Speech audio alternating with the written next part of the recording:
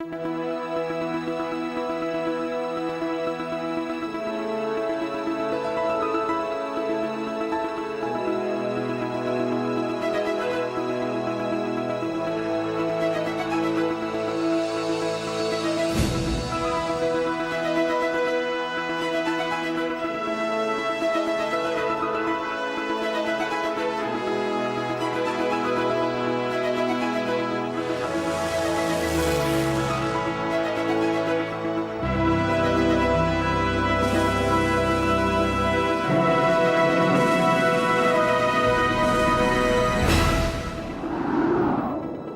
year 1942 was a fulcrum on which the fate of the world was balanced. On June 4th, 1942, the momentum of the war in the Pacific shifted when the U.S. Navy sank 4 Japanese carriers during the Battle of Midway. After Midway, Japan did not have another victory in the Pacific. In the autumn of '42, the British broke out from El Alamein. They prevented Rommel's vaunted Africa Corps from taking control of the Suez Canal. More importantly, they kept Germany from gaining free access to the oil of the Middle East. Rommel's defeat was the beginning of the end for the Wehrmacht. Throughout the merciless Russian winter of 1942, 2-million-man armies held a ghastly death grip on each other in and around Stalingrad. Some contend Adolf Hitler ordered the conquest of Stalingrad because of his hatred for Joseph Stalin. Some contend that Stalin's ego drove his order to defend the city with, quote, "not one step backwards," unquote.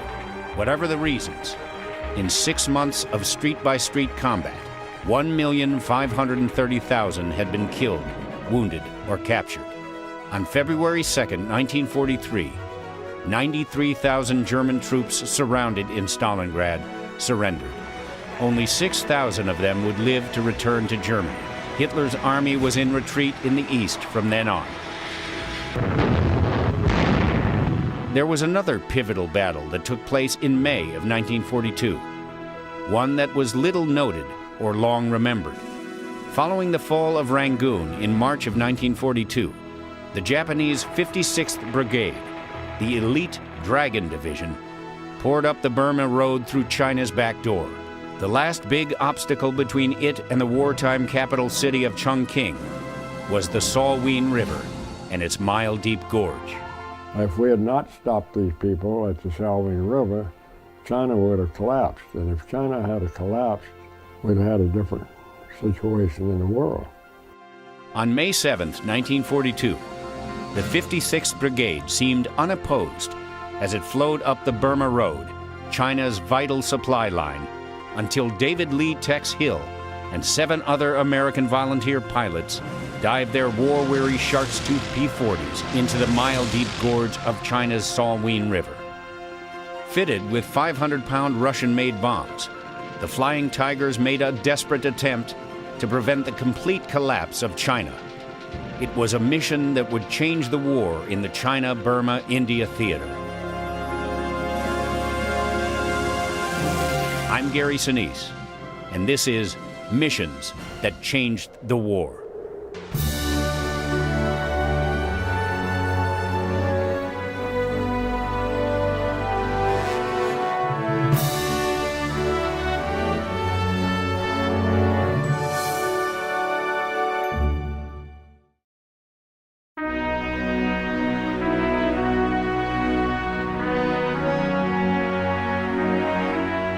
In a sense, David Lee Tex Hill and the 20th century China he loved and defended grew up together. When Tex was born on the Korean Peninsula on July 13, 1915, the modern Republic of China, formed after the fall of the Qing dynasty in 1912, was a struggling 3-year-old. I was born to missionary parents. I was born in Korea, and I was the youngest child, and Daddy's health broke down. He'd been out there a long time, and I was only a year and a half old, so I don't remember a whole lot about Korea. Daddy came back to Virginia, where all of my people are from, and he worked on Grandpa's farm, and then he bought a place himself. And my early recollections there were working out there on the farm. Well, Daddy was a great preacher, and he got his health back and started back into preaching in a little church called St. Elmo there.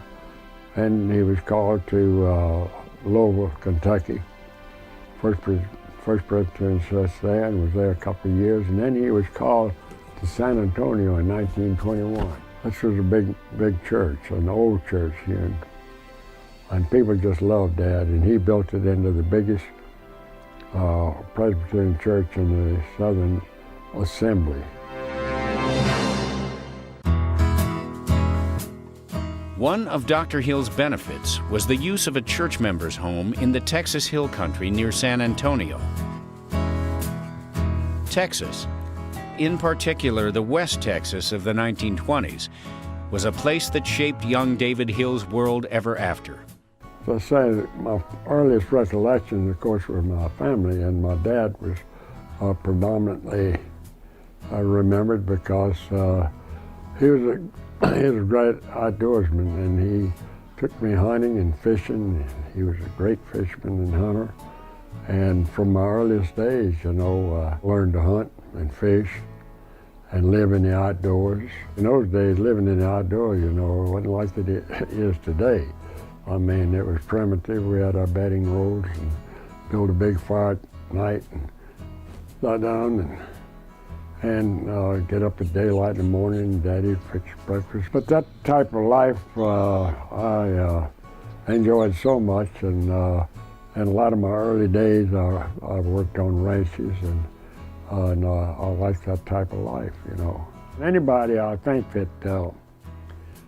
that's been in the outdoors, it equips them very well, you know, to do what we were doing later on, you know, as far as a fighter pilot operation. Beneath the boundless Texas skies, another fascination was growing in the mind of young David Hill. You know, when we first came to San Antonio in '21, we had a Korean that came over, and he lived with us, Dr. Moon, Hyung Nim, and he taught me how to make kites. And the Koreans are great on kites. And flying kites was really a great hobby. I built many of them. And he had some very fancy kind of kites that you don't normally see. And that kind of got my interest. I had a good-looking sister, and I had a good-looking cousin. And these guys from McKelly would come around with their helmet and goggles on, you know. And I thought that was pretty cool, you know. David Lee Hill's growing fixation with flying finally pushed him to commit an uncharacteristic act. A guy by the name of Chet Sluter and I decided that we were going to take an airplane ride. So we took our collection money and slipped off from church and went out here to a place called Winburn Field, but it's right over there near Stinson, actually. We paid this guy $1 to take us around the pattern. A guy named Dick Hare was the pilot. And then in the travel area, you could always tell because the aileron stuck out further than the wings, and the pilot sits in the back, and you got a seat, side-by-side seat in the front.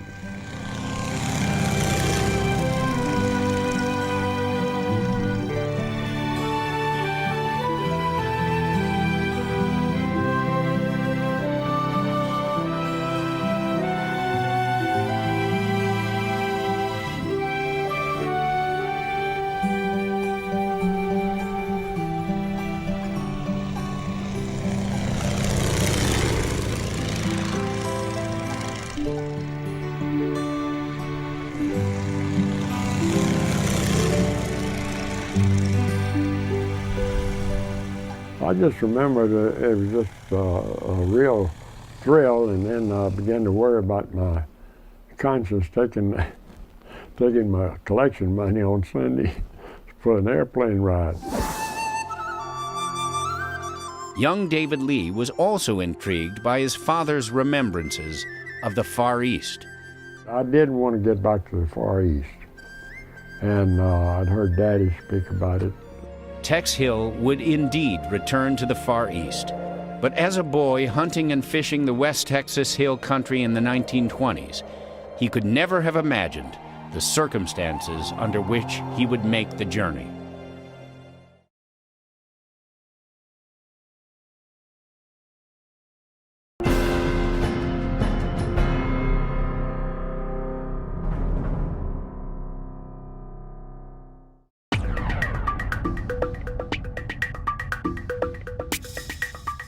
A world away from Tex Hill's West Texas, 4,000 years of dynastic rule in China were coming to a complicated end. Modern China was born in October 1911 in a military uprising that led to the abdication of China's last emperor. The birth of the Chinese Republic brought with it great promise and great danger. The nation that rose from the ashes of the old Chinese dynasties would, in the next century, shake the world, not once, but many times. The people of China have shared a common culture for more than 4,000 years, longer than any other civilization on Earth. The earliest Chinese settled in northern China, in the valley of the Yellow River around 3000 BC. They farmed the fertile river valley, made pottery, wove silk cloth, and used simple wheeled carts. The history of China prior to the 20th century could be characterized as a continual struggle against foreign occupation. The first known dynasty appeared in 1766 BC, the Shang dynasty. New methods of agriculture helped give rise to a highly developed system of king, nobles, commoners, and slaves. With well-organized armies, the Shang kings unified the region and defended it against nomadic raiders. Shang craftsmen worked in bronze and jade. The Zhou overthrew the Shang kings about 3,000 years ago, and the Zhou dynasty lasted for 900 years. Iron tools opened more land to farming and created food surpluses. A middle class arose. Zhou kings unified the country, created the first national library in 550 BC, and supported priests, scholars, and teachers. Among the scholars was the philosopher Confucius. His code of ethics, developed around 500 BC, was the foundation of Chinese thought and culture for the next 2,500 years. The Zhou kings worshipped heaven as a deity. They and all of the kings and emperors to follow would be called sons of heaven, and China would be called the Celestial Empire. Ancestor worship emerged during the Zhou dynasty, and it is still a strong influence in all Asian cultures. The early Zhou kings ruled a realm that was divided among some 200 nobles, similar to the feudal system of medieval Europe. Strong nobles overthrew weaker princes until, by 400 BC, there were only 7 states in the kingdom, each ruled by a noble family. In 221 BC, the strongest of these noble families, the Qin, declared themselves emperor. Their reign lasted less than 100 years, but it left 2 important legacies. The Qin gave the country its name, China, and replaced the feudal system with a centralized bureaucracy. For the next 2,000 years, China was ruled by a series of emperors, some strong, some weak. The country was divided and unified many times over. Chinese emperors built the world's first university in 221 BC, built the Great Wall, standardized weights and measures, and created a civil service based on merit and education. The Chinese invented the world's first sundials, water clocks, wheelbarrows, compasses, paper, canal locks, firearms, and super ships, immense seagoing junks that could carry 1,000 passengers. Over and over again, the settled farms and cities of China were attacked by nomadic foreigners from all sides.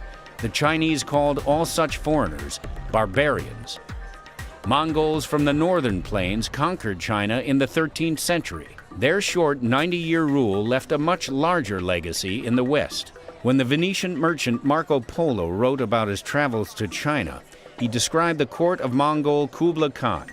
His book, Marco Polo's Travels, was a bestseller in Europe for 300 years. In the late 1600s, China entered a long period of peace and prosperity under the Qing emperors. Western traders and missionaries were welcomed, but the army was neglected, and a population boom brought a shortage of land and a rise in poverty.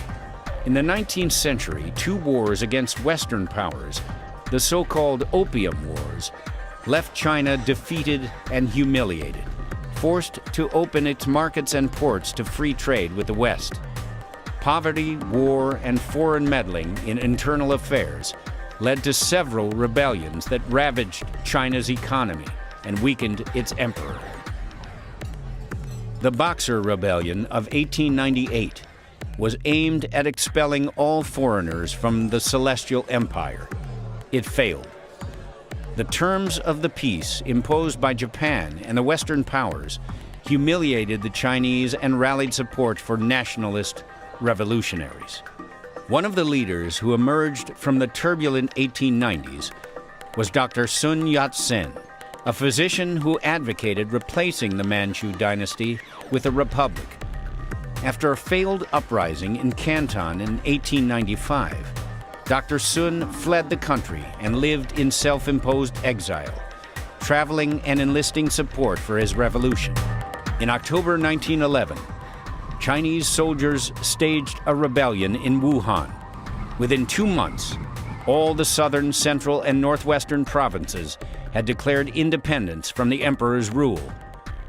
In February, the Manchu emperor abdicated peacefully, ending more than 2,000 years of imperial government. Sun Yat-sen returned from exile to lead a transitional government in the new Republic of China. In March 1912, Sun Yat-sen stepped down from the presidency, and Yun Shikai, former commander of the Northern Army, took his place. Several revolutionary groups merged to form the National People's Party, the Kuomintang. General Yuan set up a republican government headed by a premier and cabinet. He drafted a constitution and laid plans for a parliamentary election in early 1913. But behind the scenes, Yuan had his opponents assassinated and moved to sideline the parliament and weaken the constitution. Less than 3 years after his inauguration, Yuan declared himself president for life and began scheming to make himself emperor. But in 1915, Japan exploited the turmoil with a list of demands for special trading rights and other privileges. The resulting crisis shattered Yuan's control, and he died in 1916. Finally, in 1921, Sun Yat-sen succeeded in forming a new Republican government. And in 1921, David Lee Hill was an impetuous 8-year-old attending Traverse Elementary School in San Antonio, Texas. Well, I was always in some sort of trouble. I went to Traverse School, and I remember Miss Berry, who was the principal, she, back in those days, you know, they believed very much in corporal punishment. And I had a run-in with Miss Berry, and she broke out the switch.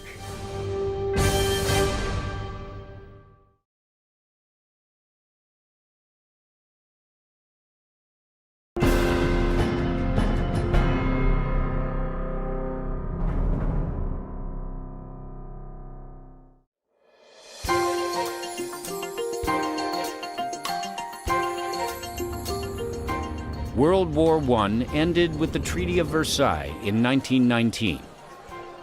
China had joined the Allies in declaring war on Germany. At the peace conference in France, the Chinese demanded an end to foreign treaty ports and other concessions in China. Their demands were ignored, and they felt disillusioned and betrayed. There were angry demonstrations in Beijing and other cities. The government, frustrated with its Western allies, turned to Russia for help. The Communist Party of China, led by a peasant named Mao Zedong, held its first conference in 1921, but it was so small that the Soviet Union gave its support to Sun Yat-sen's Kuomintang, or KMT. Soviet aid built up the KMT army, soon died in 1926, and was succeeded by Chiang Kai-Shek. Chiang was born October 31st, 1887, to an upper-middle-class family of salt merchants. He would go on to become one of the most powerful and controversial military and political leaders of the 20th century. Growing up in a tumultuous China, racked by military defeats at the hands of foreign powers and civil wars among warlords, Chiang decided to pursue a military career. Ironically, Chiang entered a preparatory school for Chinese students in Japan, the Imperial Japanese Army Academy. It was here that he was influenced to support the movement to overthrow the Qing dynasty and establish a Chinese republic. Chiang returned to China in 1911 to serve as an artillery officer for the revolutionary forces. Over the next decade, with political guile and personal loyalty, he gained Sun Yat-sen's trust. On June 5, 1925, he became Generalissimo Commander-in-Chief of the National Revolutionary Army. In 1926, Chiang launched an expedition to subdue the northern warlords. He accepted Soviet aid but began throwing communists out of the Nationalist Party. By 1928, the warlords were reined in, and the country was once again unified. Chiang continued to suppress the communists. They began organizing in the countryside, and their numbers grew quickly, fueled by anger over the slow pace of land reforms. In late 1931, they declared a separate Chinese Soviet Republic in the south, with Mao as chairman. Chiang began a series of brutal extermination campaigns to destroy the Communist Party, and in Chiang's preoccupation with the communists and disloyal warlords, the expansionist Japanese saw opportunity.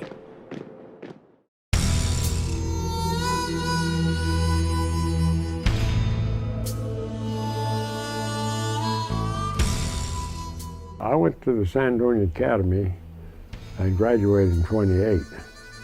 Military school, it is the oldest military school. It's something like 120 years old. But at that time, it was a high school level. And the professors, they had to be tough because they had some tough guys in there, my older brothers especially. Like the other day, I was at the alumni day, and because I'm a white rabbit, I mean, I'm the oldest living graduate. And I just told these kids, I said, you know, you guys are the hope of the world. I said, if you guys don't make it, I mean, this country's gone because we have nothing we can do at our age. And I said, just remember this, to any audience that I've ever talked to, that if you see a guy in uniform, you better get on your knees and thank God, because that is the only guy in the world that can save you. In the fall of 1928, Tex Hill enrolled in the Macaulay School, another prestigious military school near Chattanooga, Tennessee. His restlessness and pranks earned him many disciplinary restrictions. When he graduated at 17, Tex was ready to enlist in the Navy, but his father had other ideas. He strongly encouraged him to enter college. Tex graduated from Austin College in 1938. Saw an ad in the paper where they're looking for pilots. So I went down and took the exam before I graduated. You had to have a college degree. Now, I tried to get into the Army Air Corps earlier, and I was turned down, and I don't know why. You could go in with 2 years, 2 years of college. To this good day, I still don't know why I was turned down. And I don't know whether it was my eyes or what, I just don't know. But anyway, it was kind of funny to wind up after a career in the Navy and everything, and then in July of '42, when our group broke up, you know, the Army Air Corps wanted me bad.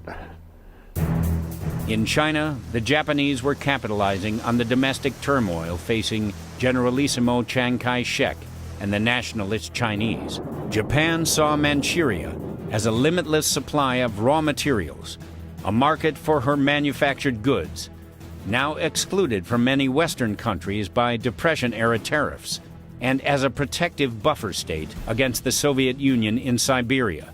Japan occupied Manchuria in 1931 and set up a puppet government in northern China. There was the growing anti-Japanese feeling in China, but Chiang ignored it. He declared that he would deal with Japanese aggression only after he had dealt with the communists. Finally, in late 1936, the Kuomintang Army forced Chiang to give up his anti-communist campaigns, form an alliance with the Chinese Communist Party, and face the Japanese threat head-on. 6 months later, a skirmish between Chinese and Japanese troops at Beijing's Marco Polo Bridge set off the spark that ignited all-out war between China and Japan.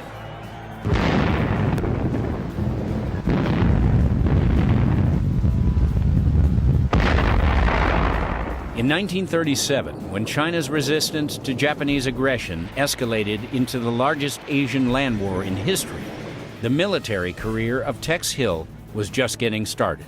The career of an Army Air Corps pilot who would change Tex Hill's life forever was seemingly coming to an end.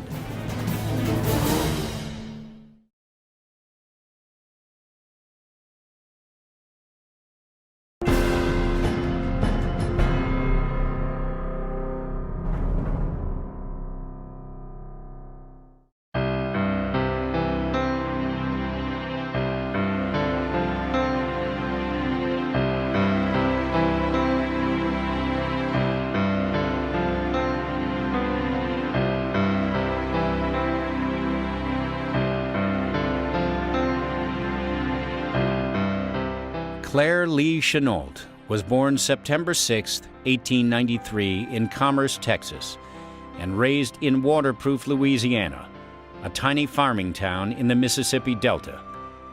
He had a pleasant childhood, Tom Sawyerish by some accounts, though he later described himself as something of a loner. He attended a one-room schoolhouse and in 1909 entered Louisiana State University at Baton Rouge. He was a good student and participated in ROTC and in basketball, baseball, and track. He also applied to West Point and Annapolis. As an adult, Chennault always gave his birth year as 1890, adding 3 years to his age. After one semester at LSU, he transferred to a teacher's college and a year later, in 1910, at age 17, went to work as the teacher and principal of a country school near Shreveport. Chennault married Nellie Thompson on Christmas Day 1911 and left teaching to find work that would support a family. The United States entered the First World War in April 1917. Chennault quit his job at a tire factory, joined the U.S. Army, and earned the rank of first lieutenant.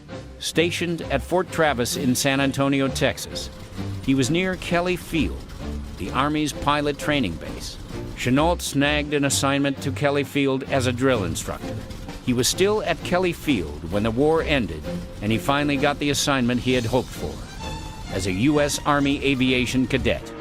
Private flying lessons had taught him some bad habits, and a civilian instructor at Kelly washed him out of the aviation program.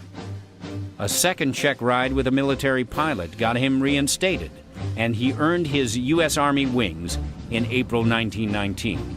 He served a brief tour patrolling the Mexican border and was given a routine discharge into the Army Reserve. When Congress expanded the Army Air Service in 1920, Chennault re-entered active service as a flying officer. He served mostly in non-flying assignments until 1922, when he was sent to the famous Hat in the Ring Squadron, the 94th, at Ellington Field, Texas. Chennault proved to be a superb pilot. After a year in the 94th, he was given command of the 19th Pursuit Squadron based on Ford Island at Pearl Harbor, Hawaii, and Chennault flew coastal patrols and set up an early warning system of aircraft spotters. Deafness was a common problem among military pilots of the day who flew open cockpit airplanes. Chennault was no exception. he flew with a medical waiver for deafness, logging over 1,300 hours in the air. In 1930, with the rank of captain, Chennault was sent to the Air Corps Tactical School and joined the faculty as head of the pursuit section. It was the birthplace of the doctrine of precision daylight bombing, the idea that fast, heavily armed bombers would always get through to their targets.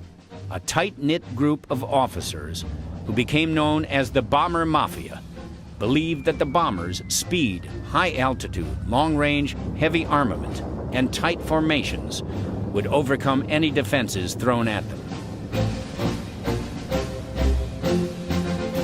Boeing's new YB-17 bomber seemed to confirm these claims. The prototype that would become the B-17 Flying Fortress could fly faster and higher than the Army's frontline fighters, and it bristled with guns. No anti-aircraft shell can reach it, and no pursuit plane can catch it, so said the advocates of daylight strategic bombing. They claimed that fighter escorts would be unnecessary. Besides, they said, even the best pursuit planes lacked the speed and the range needed to escort the bomber.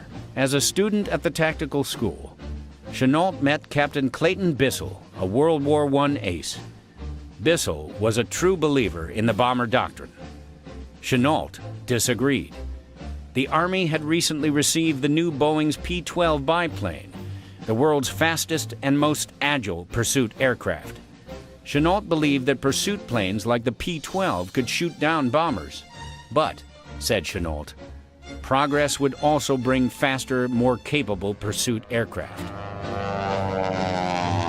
Bissell and others believed that the age of the pursuit plane was over.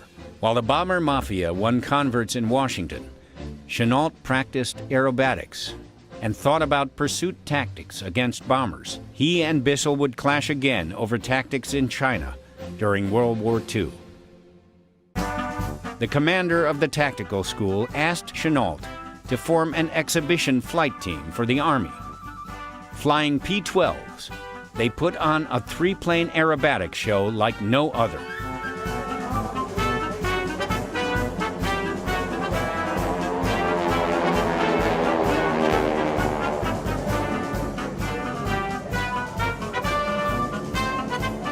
At the team's final performance in late 1935, there were two men in the audience who would later have profound influence on the life and career of Claire Chennault. One was William Pauley, a salesman who represented the Curtiss Wright Aircraft Company in China. The other was Mao Pang-Chu, a senior officer in the Chinese Air Force. Both men were impressed by what they saw that day. Mao offered to hire all three pilots as flight instructors for the Chinese. Chennault's two fellow pilots accepted the offer and soon left for China. Chennault declined. In Italy, General Julio Douay declared that bomber formations could reach any city and that fighter aircraft would be useless against heavily armed bombers. Douay's ideas became required reading at the U.S. Army Air Corps Tactical School. The U.S. Army's 1931 war games had only strengthened the argument when pursuit planes were unable to catch a single bomber. Chennault's experience on the aerobatic team convinced him more than ever that fighters could shoot down bombers, diving attacks, concentrated gunnery, and teamwork. He argued for better tactics, better communications, and an early warning system that could direct fighters to incoming bomber formations. But in Washington and other places that mattered, the bomber mafia had won the argument.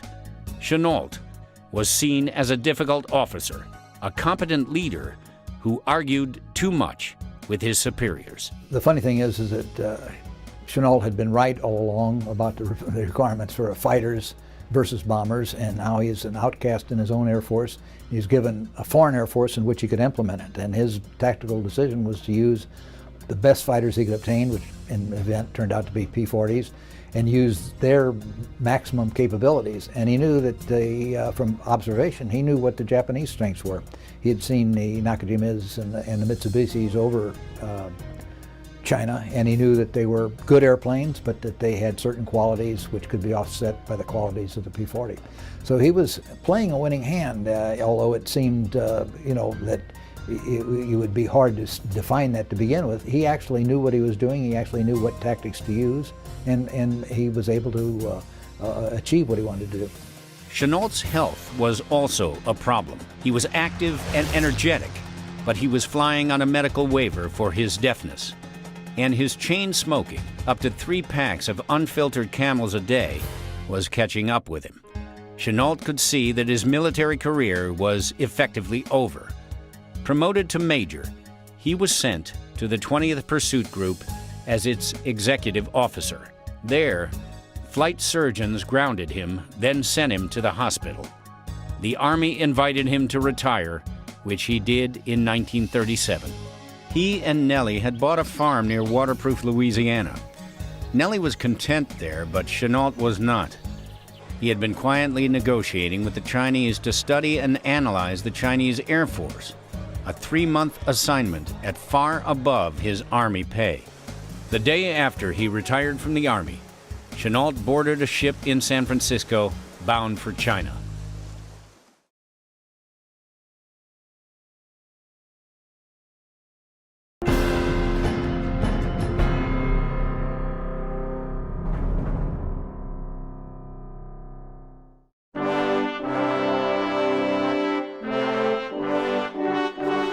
Tex Hill had a date to keep in Appalachia, Florida. He had enlisted in the United States Navy as a seaman second class. Along with 110 other candidates, he was now going to Florida to try to gain acceptance for flight training. I rode a motorcycle down there, going through Louisiana. Those bugs hit those goggles and just have to stop and wipe your goggles off to even see. Never seen anything like it. But I got down to Opelika and they wouldn't let me keep it on the base. And so I went through and made it down there. There were 12 of us out of 110.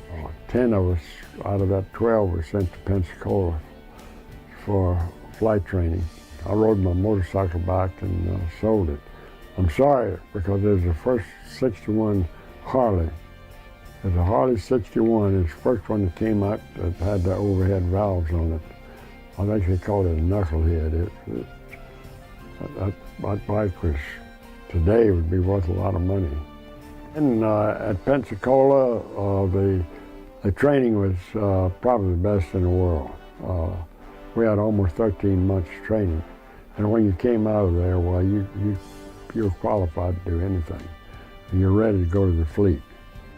Tex's training was thorough and intense. There was 55 hours of aerobatics and gunnery in an F-4B-4, then primary seaplanes, the N-3N on floats, then to Squadron 3 and Stearmans, then to instrument and fighter training. And in training, Tex showed the characteristic self-confidence that would later make him an Air Force legend. You know, everybody, always sweating. Wondering where you're going to pass these checks or not, because a heck of a lot to do with the instructor.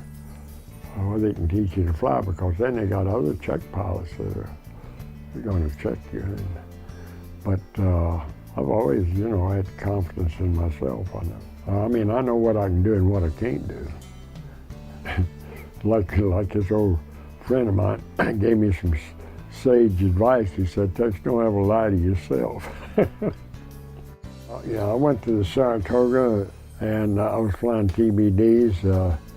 I'll never will forget when I reported on board, there was a guy took me in hand by the name of Bob Dosey. He had been in a much earlier class back when they had cadets. On my orientation ride, good God, he was looping that damn thing and doing rolls in it. And boy, I tell you, you'd have washed out real fast.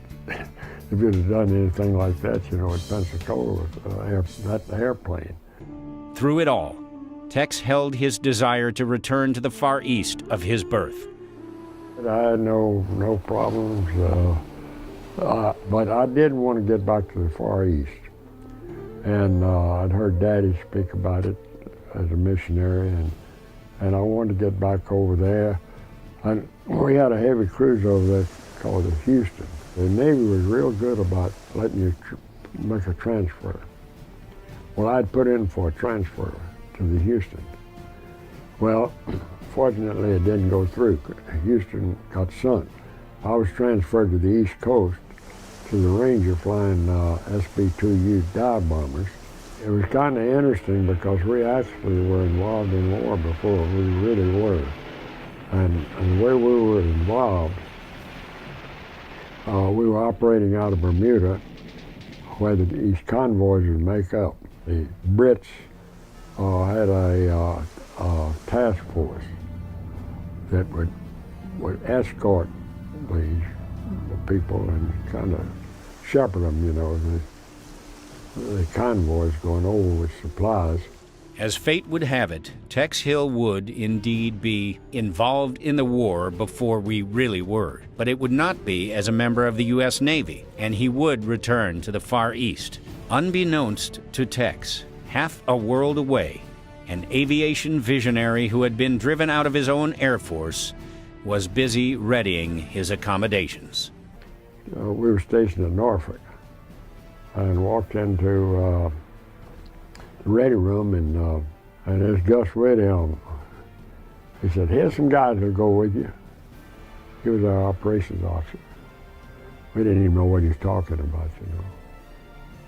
And he introduced us as Commander Irvine. He said,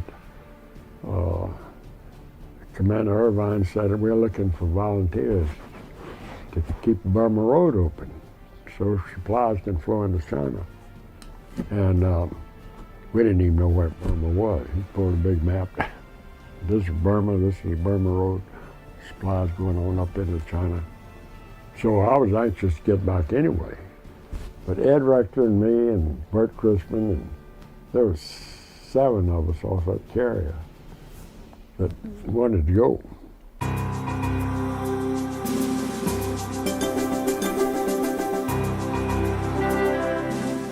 The way we were actually structured, Chennault had come to the States. China Air Force had been decimated, as in name only. And they needed an instant Air Force if they were going to stay in the war. And Chennault came back, and Hap Arnold, George Marshall, Admiral Tower, Stimson, they were all against it. They said it's just one of Chennault's pipe dreams. So Chennault, through a guy named Joe Allsop, who's kin to the president some way. So he was able to set up a meeting with Chennault and Roosevelt. And Chennault convinced Roosevelt that if you want to keep China in the war, he said, you'll have to have an instant Air Force over there. So they set up all this stuff. And it's a funny thing because his requirement that Chennault he wanted 100 fighter pilots for $500 pursuit experience. And General Arnold told him, he said, Chennault, if I were to give you that many airplanes, that many pilots with that kind of experience, he said, you'd fold up my entire pursuit section. And Chennault always endeared himself by saying, General, if you can't spare that many people with that kind of experience, you don't have any pursuit section to begin with. 1937. For the second time in 40 years, Japan is attempting to make territorial gains within the borders of China. 2 years before the onset of World War II in Europe, and 4 years before the Japanese attack on Pearl Harbor, the largest Asian land war in history is raging. The suffering of the civilian population is as horrendous as it is widespread. Much of it is a result of the indiscriminate bombings of civilian population centers, bombings which go virtually unchallenged by the Chinese Air Force. In 1937, conventional military wisdom stated the bombers would always get through, that modern bombers, self-protected by onboard ordnance, could not be stopped by pursuit or fighter aircraft. Not everyone agreed. As a captain in the U.S. Army Air Corps, Claire L. Chennault, had argued up and down with his superiors that, with the right tactics, pursuit aircraft could effectively defend against the bombers. In fact, Chennault effectively argued himself into a premature retirement from the U.S. Army Air Corps at age 42. In China, theoretical debates meant little. As fate would have it, in the cauldron of the Second Sino-Japanese War, with the whole world watching, Claire Chennault would be given a second chance, a chance to prove the tactical worth of pursuit aircraft in real-time combat conditions. But first, he would have to find airplanes and pilots with which to do it. To save the now decimated Chinese Air Force, Chennault needed trained, experienced fighter pilots from outside China. He needed a cadre of U.S. pilots willing to risk their military careers to help defend a nation and a culture a half a world away. A proud, ancient culture that was being brought to its knees by modern weaponry. Chennault needed men like Triple Ace David Lee Tex Hill, men who were willing to fly combat even though their own country was not yet in the war. Men who were willing and able to fly missions that changed the war. I'm Gary Sinise, and this is Missions That Changed the War.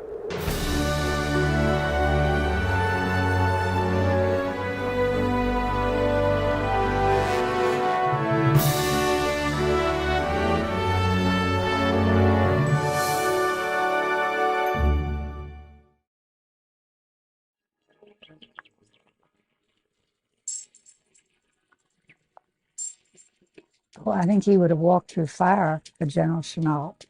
He just almost idolized him. He respected him so and believed in him so that he would have done anything he asked him.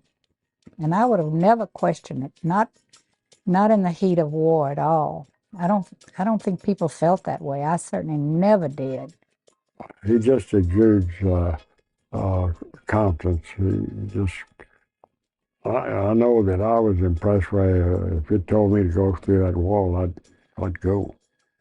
The day after he officially retired from the Army, Claire L. Chennault, who had been quietly negotiating with the Chinese a 3-month assignment to analyze the Chinese Air Force, boarded a ship in San Francisco bound for China.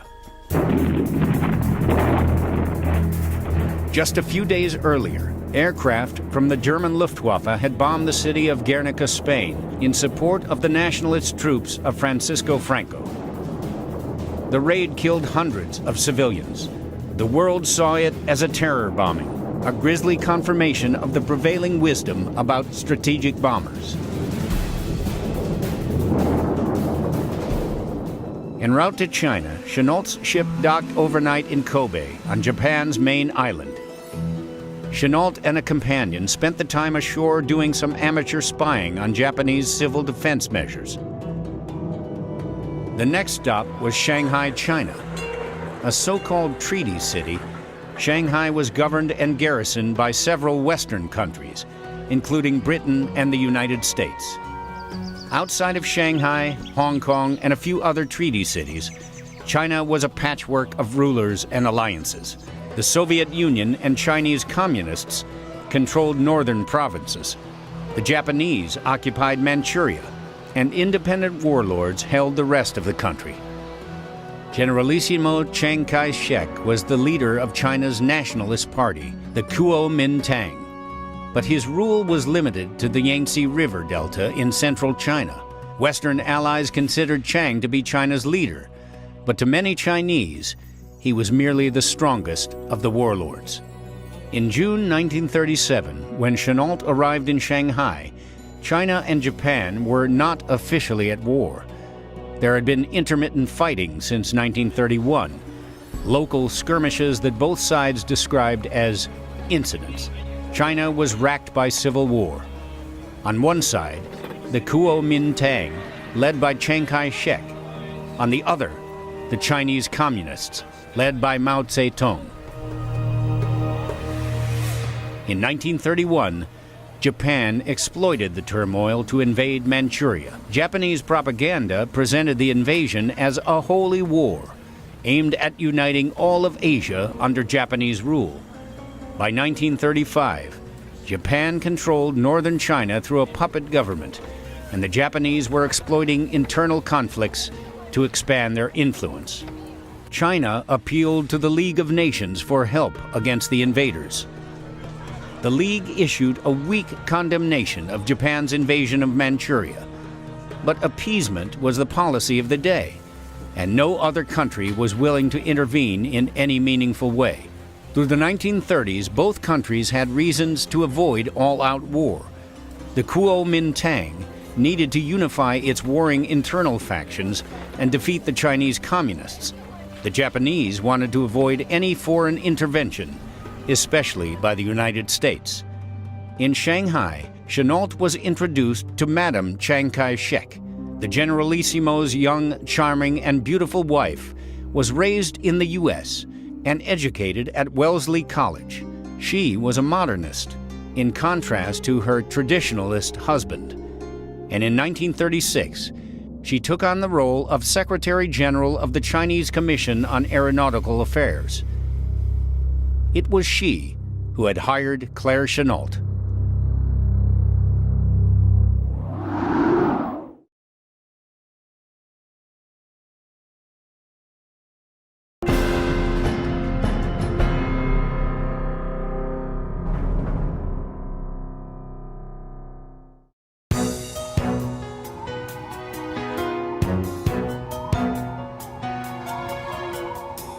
In 1937, Claire L. Chennault, a recently retired captain in the U.S. Army Air Corps, traveled to China for a 3-month assignment to evaluate the Chinese Air Force for Generalissimo Chiang Kai-Shek and the head of the Air Force, his wife, Madame Chiang. After meeting Madame Chiang in Shanghai, Chennault traveled to Nanjing. Chennault met with General Chow Chi-jo, commander of the Chinese Air Force, the CAF. Chow's Italian advisor, General Silvio Scaroni, also briefed Chennault. From there, Chennault went on to visit several CAF airfields and flight schools, including the primary flight school run by Americans at Hangzhou. Early July found him at Luoyang, where Italian pilots ran a flight school, assembled airplanes, and flew combat missions against the Chinese communists.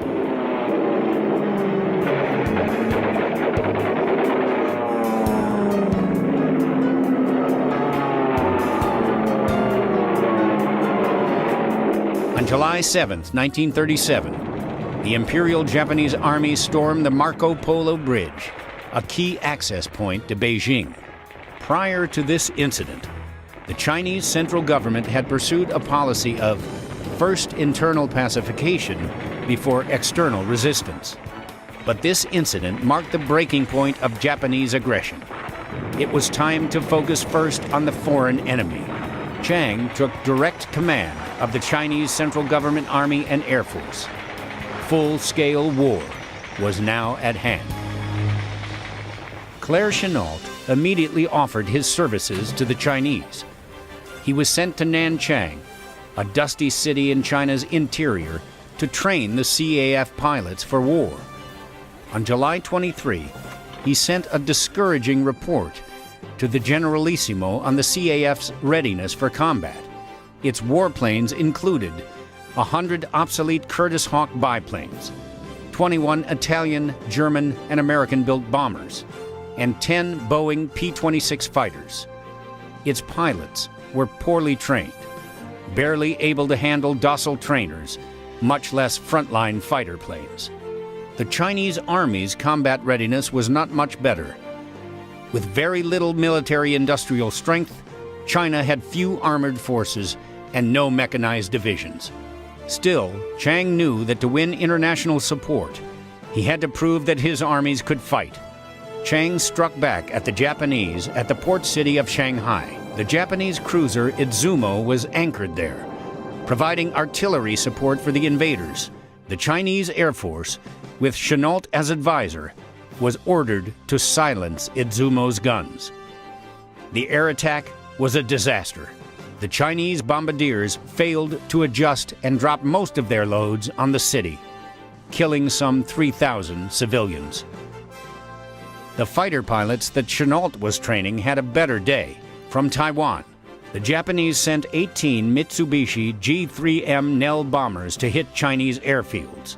Chinese fighters jumped them at Hangzhou, destroying 3 with no losses of their own. The next day, another 16 Nell bombers attacked Nanjing. They were unescorted, and the Chinese fighters downed 4 and damaged another 6.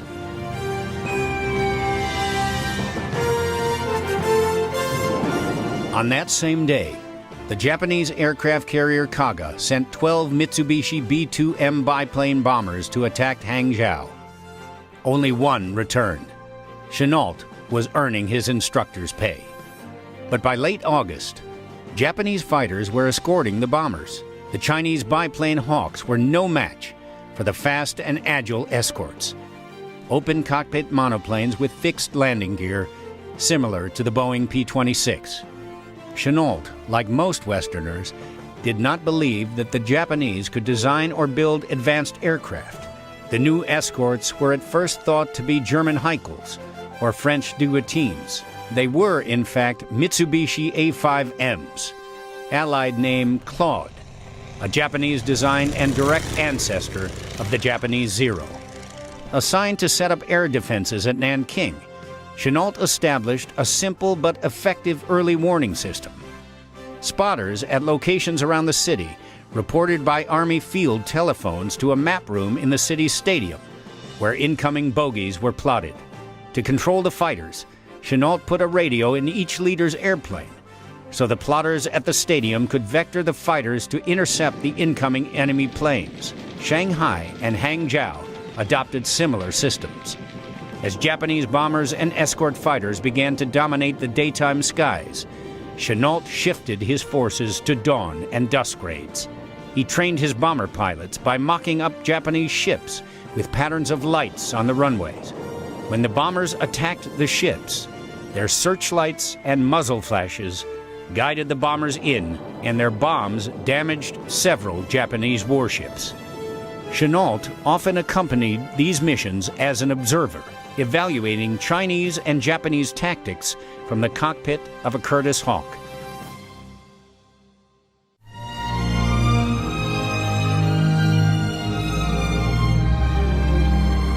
The Imperial Japanese Army captured Shanghai in November 1937 at the cost of 250,000 casualties. The capture of Shanghai opened the way to Nanjing, China's former capital city. Nanjing fell on December 13th. Japanese troops entering the city embarked on a bloodbath known as the Rape of Nanjing. Hundreds of thousands of civilians and disarmed Chinese soldiers were murdered, and between 20,000 and 80,000 Chinese women were raped by Japanese soldiers in 6 weeks of terror in Nanjing.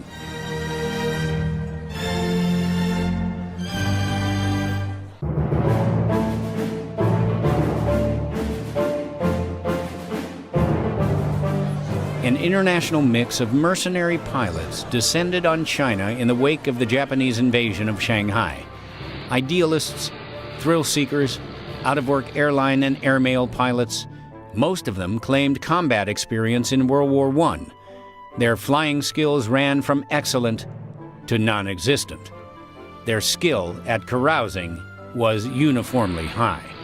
Chennault organized them into the CAF 14th Squadron and began weeding out the incompetents and training the rest. Based at Hangzhou, the 14th was equipped with 30 Vultee light bombers. The squadron flew its first mission with 4 Vultees on 23 January 1938. 2 of the bombers turned back and 1 crashed. The remaining bomber failed to find its target. Soon after that abortive raid, Japanese bombers attacked Hangzhou. The Vultees were lined up wingtip to wingtip, fueled and armed. A bomb hit one of them, and the entire line was incinerated.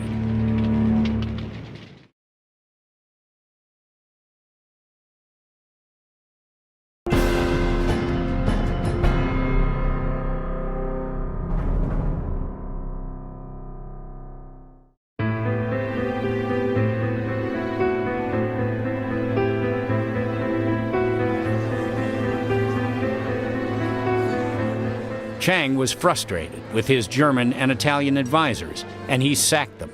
He was sorely in need of serviceable airplanes and competent pilots. Rebuffed by the Western Allies, he turned to the Russians. In exchange for Chinese raw materials, the Soviet Union provided more than 300 aircraft, battle-proven I-15 and I-16 fighters, and twin-engine Tupolev SB bombers. Arriving in China over the winter of 1937-38, half the Russian airplanes came with their own pilots and mechanics. The rest were turned over to CAF units and crews. The Japanese protested to the Soviet Union, which ignored the complaints. The United States, more sensitive to neutrality issues, tried to convince American pilots to leave China and stopped others from entering. Other Western nations followed suit. Soon, nearly all the pilots defending China against the Japanese were Chinese or Russian. The Russians did not like or trust Chennault.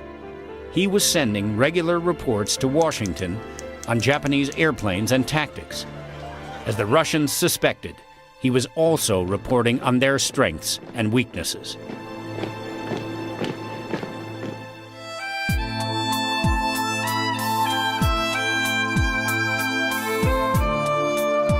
Chiang continued to shake up his headquarters staff.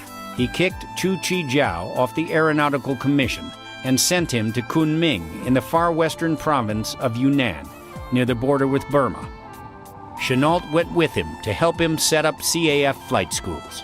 Chennault was not happy in Kunming. He was no longer part of Chiang's inner circle, and his health suffered in Yunnan's damp, chilly climate. But with the help of 18 other Americans, he set up primary, intermediate, and advanced flight schools around Yunnan province.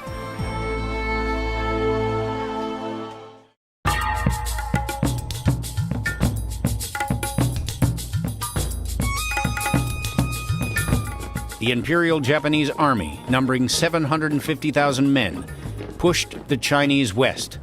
Chiang moved his capital to Chongqing, about 500 miles northeast of Kunming.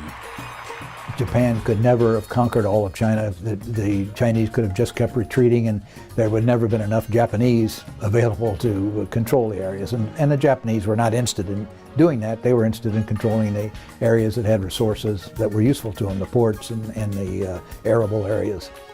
As they retreated, the Chinese burned bridges, tore up roads, and blocked rivers behind them. The two sides settled into a stalemate, their armies separated by a 100-mile-wide no-man's land.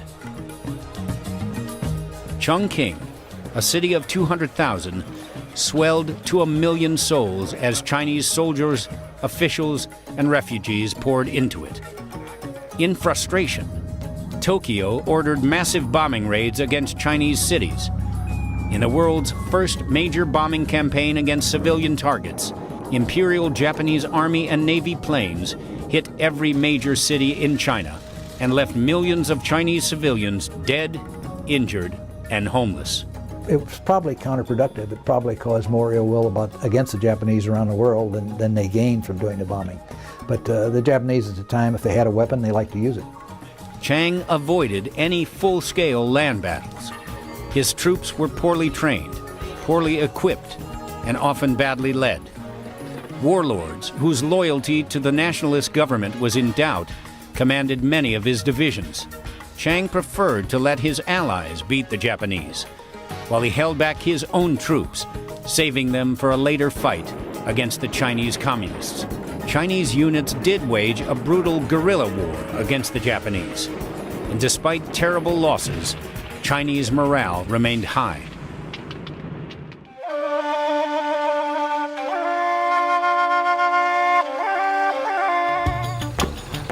The Japanese now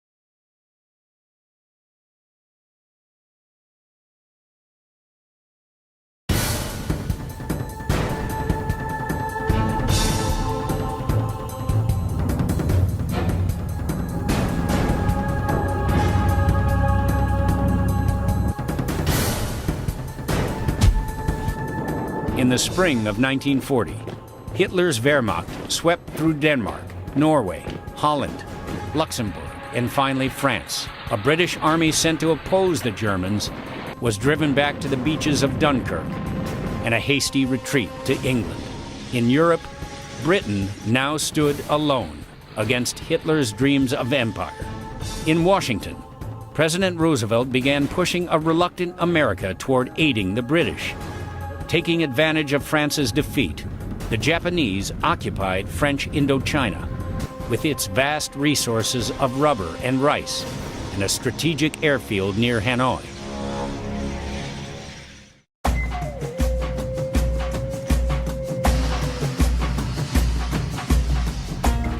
By the summer of 1940, the Japanese were making daily bombing attacks on Chinese cities. Nearly 100 bombers hit Chongqing alone each day. In September, from their new base at Hanoi, Japanese bombers began striking at Kunming and other CAF training fields in Yunnan. Chennault's Chinese pilots were fighting valiantly. Chongqing was beyond the range of Japanese fighters, and the Mitsubishi Nell bombers were unescorted. Chinese fighters shot down 9 of the twin-engine bombers and damaged 300, a serious toll by Japanese standards. Fast, agile, and mounting 20mm cannons, the new escorts destroyed 13 Chinese fighters in one day. The new kid on the block was the Mitsubishi A6M-0. Chennault studied the Zero carefully and sent detailed descriptions to Washington. His dispatches were mostly ignored.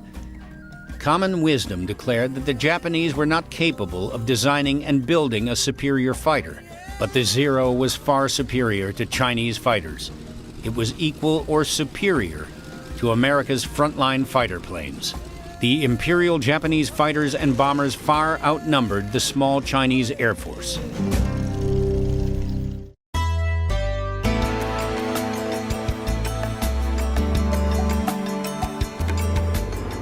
The Generalissimo and Madame Chiang began pressuring the United States to provide high-performance aircraft and skilled American pilots to defend China. America was not yet at war with Japan, and the output of its aircraft factories was promised to England.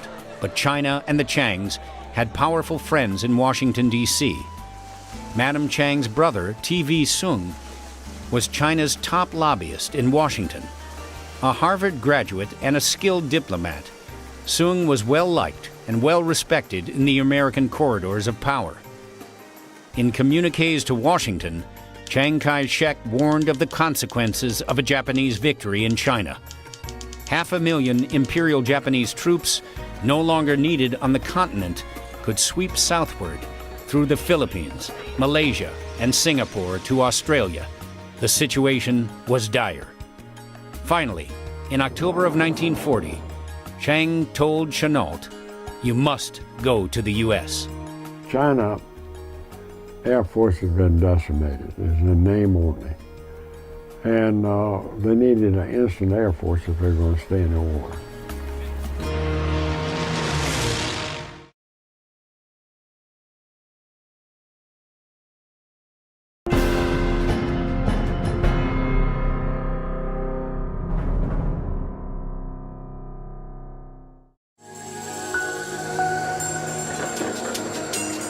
Chennault went personally to General George Marshall, U.S. military chief, to secure Marshall's support for military aid.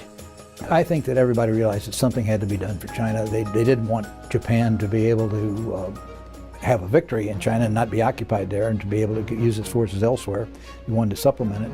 And so when there became an avenue to A, sell Curtiss airplanes, and B, provide aid to China inexpensively, and also C, do it covertly, which sort of appealed to Roosevelt.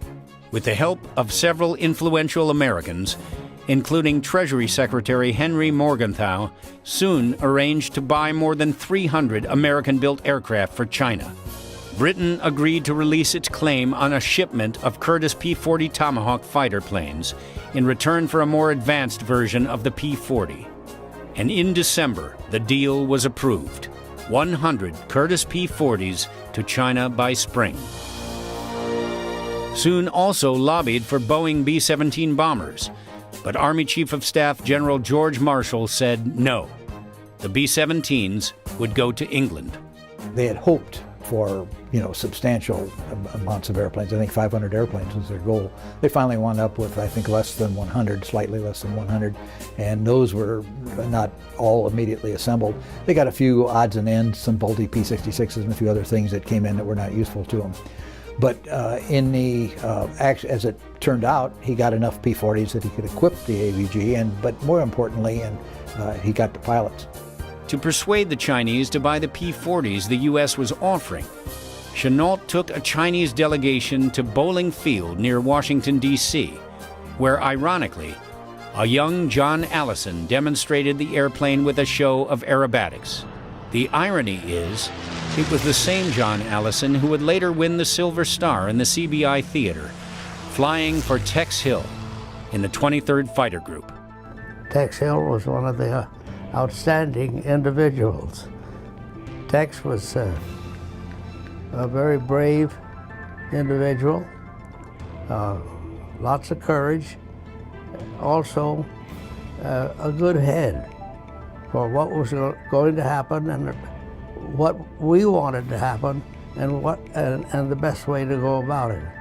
So I flew with Tex frequently in the setting up of missions, and then I flew with him also as a member of his fighter team. So I got to know him very well. He was completely honest, tried to do what Chennault wanted to do the way Chennault wanted it done. And the Chinese official said, we need 100 of these airplanes. And Chennault said, no, you need 100 men like this. The China lobby also persuaded President Roosevelt to allow Chennault to recruit pilots and ground crews from the U.S. Army, Navy, and Marines. They made a decision that they would allow American flyers, military pilots, resign their commissions and become part of a volunteer group that would become a sort of foreign legion. And I think in the back of everybody's mind there's the Lafayette Escadrille was there as an example. And Chennault came back. He'd been out there since 1937. He came back, and Hap Arnold, George Marshall, Admiral Tower, Stimson, they were all against it. They said it's just one of Chennault's pipe dreams. American generals and admirals opposed any recruitment of their personnel, and Chennault was almost arrested at one naval base when he arrived to recruit pilots and mechanics. But letters signed by the military chiefs of staff were Chennault's trump cards, and the project went ahead. In December, Chennault also briefed Marshall personally about the Japanese Zero. Marshall was concerned. Chennault described a plane that was better than anything in the American arsenal. The general passed the information to the State Department and to military commanders, but it was scoffed at or ignored.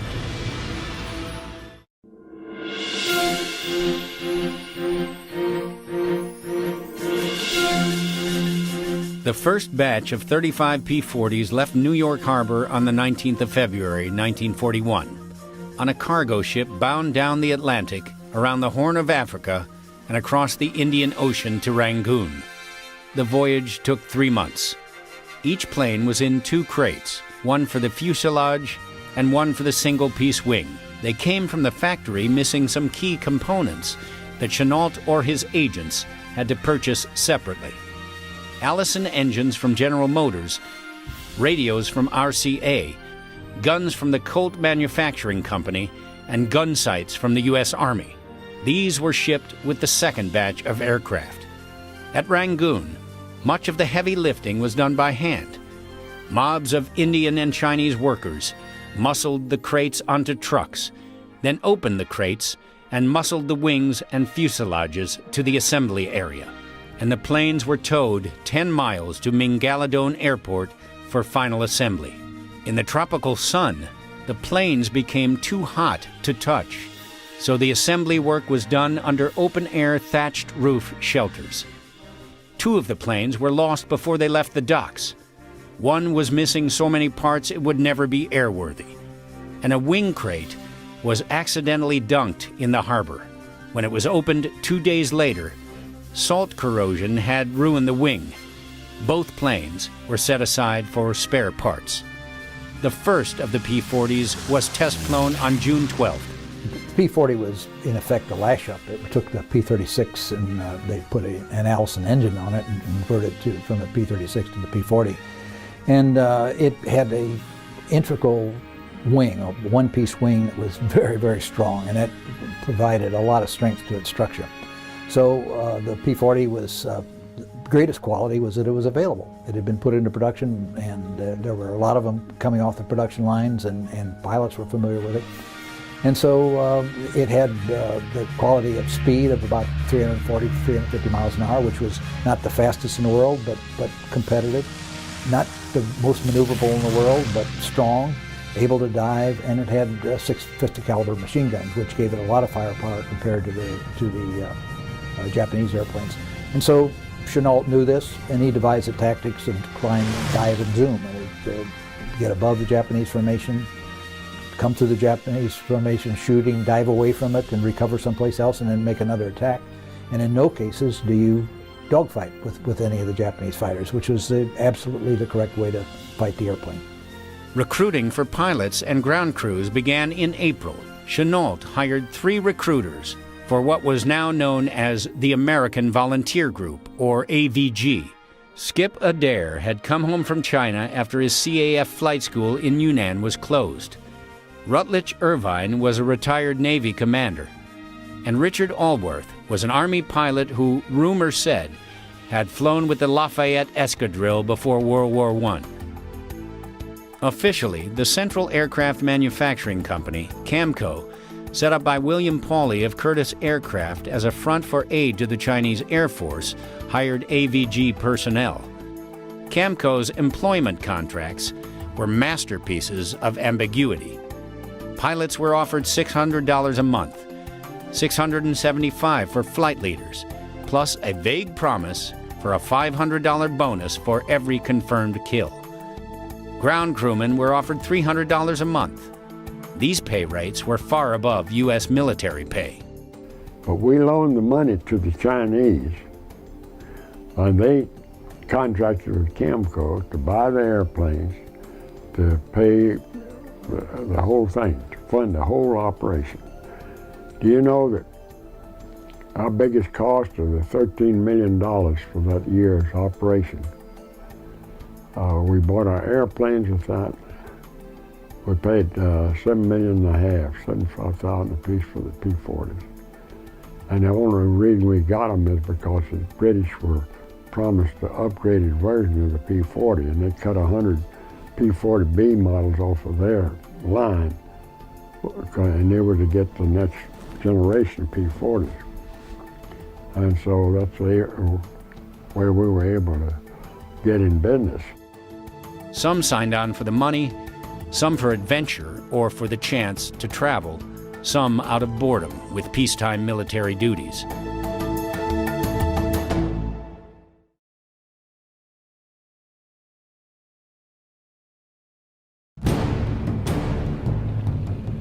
War with Germany was looming, and some pilots signed up for China because they believed fighting the Japanese would be less dangerous than fighting the Germans. The recruiters often claimed that the Japanese were poor pilots flying second-rate airplanes. Besides, some prospects were told, you'll mostly be shooting down unarmed cargo planes. Chennault wanted qualified fighter pilots. He got some, but the rest were a mixed bag. Seaplane pilots with little time in land planes, and low-time pilots who inflated their flying experience. The quality of the recruits improved only after Chennault ordered his recruiters to be truthful and more selective. One of Aldworth's recruits was Gregory Boyington, part Cherokee, and a 28-year-old Marine Corps lieutenant and a flight instructor at Pensacola. Boyington was a hard drinker and a scrappy brawler, qualities that would not always endear him to Chennault. Irvine's first two prospects were a pair of Navy dive bomber pilots, Eddie Rector and David Tex Hill. We were stationed at Norfolk and walked into the ready room in operations there on shore. And there's Gus Redhelm. He said, "Here's some guys that'll go with you." He was our operations officer. We didn't even know what he was talking about, you know. And he introduces us Commander Irvine. He said, Commander Irvine said, "We're looking for volunteers to keep the Burma Road open so supplies can flow into China." So I was anxious to get back anyway. Irvine made it very clear the contract was very lucrative that he explained to us, you know. But we did, in the Navy, you got a complete discharge. I mean, there wasn't any reserve status or anything. You lost a year's service. Of course, we eventually got it back, but at the time, the Navy washed their hands of all of the volunteers that came out of the Navy. 100 pilots signed up. 99 went to China. One pilot, Ajax Baumler, was held back. He had violated an earlier passport by fighting in the Spanish Civil War, where he shot down 6 German and Italian fighter planes. The first batch of 31 AVG personnel, ground crews, clerks, and a chaplain sailed from San Francisco in June and reached Rangoon on July 28th. The main group, 37 pilots, 84 ground crewmen and staff, and 2 female nurses, sailed on July 8th.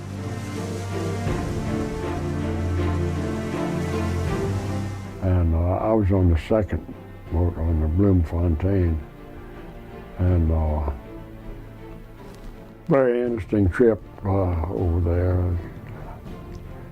Half missionaries, half AVG people. And I don't know who converted who on that trip, I can tell you. But those missionaries had a fertile field to operate in, that's for sure. And we met a couple of heavy cruisers in Salt Lake City and the Northampton. And they were coming out of Australia when we were going in. And the ambassador met us. We went into Brisbane. But the funny thing about it is, the ambassador said, "Man," he said, "if I had a headache," he said, "I've been rounding up sailors here for a week."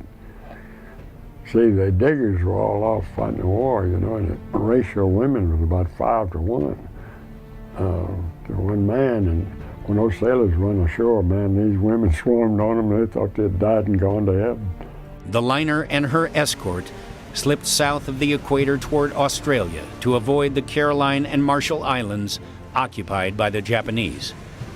They arrived in Singapore on August 11th, where the AVG contingent waited for transit to Rangoon.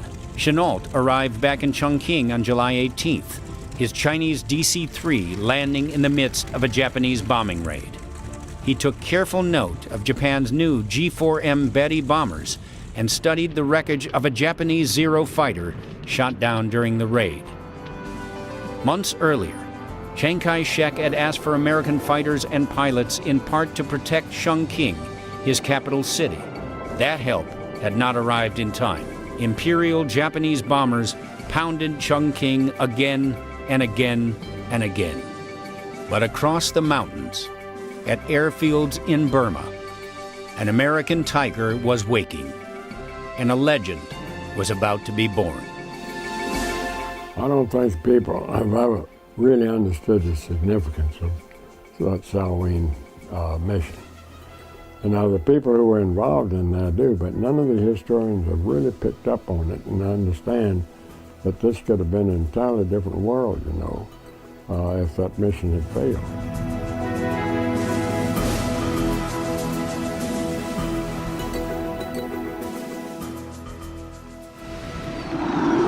Summer 1941. The eyes of the Western world are on Europe. German armies had overrun much of the continent. President Roosevelt signed the Lend-Lease Act to aid Britain, which stood alone against Hitler's ambitions. The Western Allies paid little attention to events in Asia. Desperate for natural resources, especially coal and oil, Japan invaded Manchuria in 1931. Its occupation gradually spread into Greater China until 1937, when a skirmish at Beijing ignited a full-scale war. Imperial Japan's well-trained and well-equipped armies and air forces swept aside the Chinese defenders to occupy all of China's ports and major cities. The nationalist Chinese government, under Generalissimo Chiang Kai-Shek, retreated to Yunnan province in far western China. In 1939, Japan invaded Indochina for its rich deposits of coal and oil. If China fell, all of Asia and the Western Pacific might fall to the Japanese sword.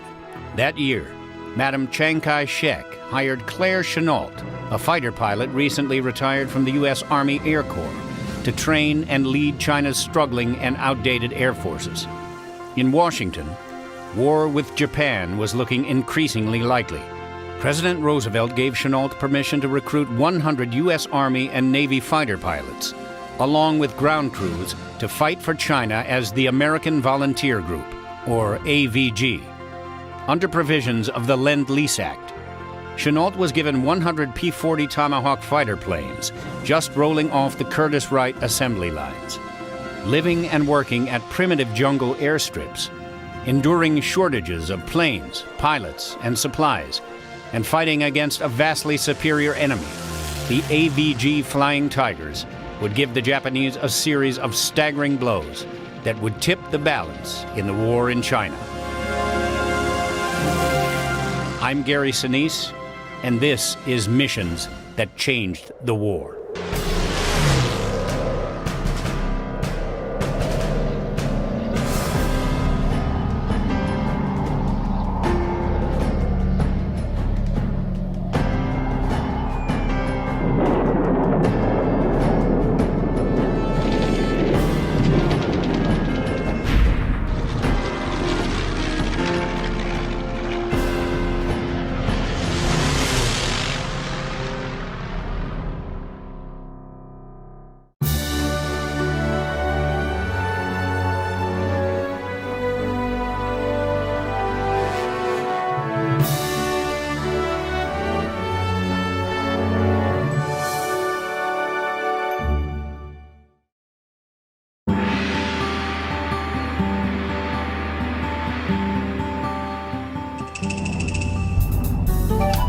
The first American volunteer group of the Chinese Air Force was officially created on 1 August 1941 by order of Generalissimo Chiang Kai-Shek. Pilots and ground staff began arriving in Burma from the States in early August by ship to Rangoon, then on the narrow-gauge Burma Railway to Kai Da Field at Taungoo, 175 miles north of Rangoon.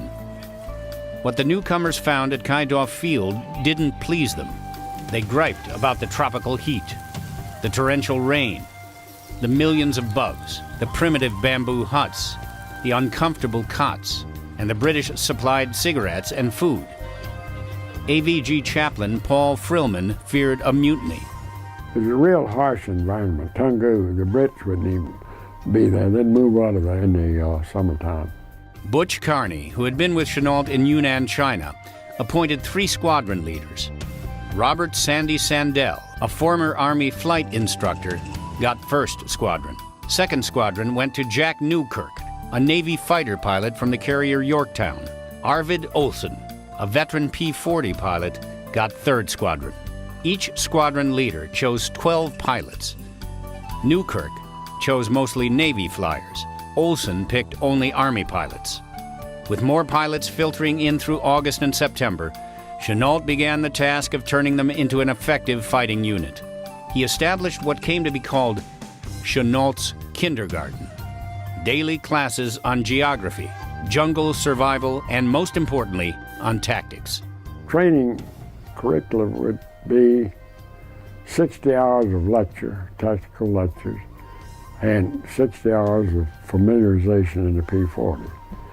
And of course, the Navy guys, we'd flown nothing but round engines, so, you know, it was a challenge on the checkouts on those. Forget everything the Army Air Corps has taught you about fighting, Chennault told the men. Instead, they were to adopt the battle-proven tactics used by the RAF in Britain. That meant two-plane formations against fighters for maneuverability and mutual protection, and a three-plane flight for firepower against bombers. The Japanese planes turn much faster than our Tomahawks, he told them. Never get into a turning fight with the Japanese.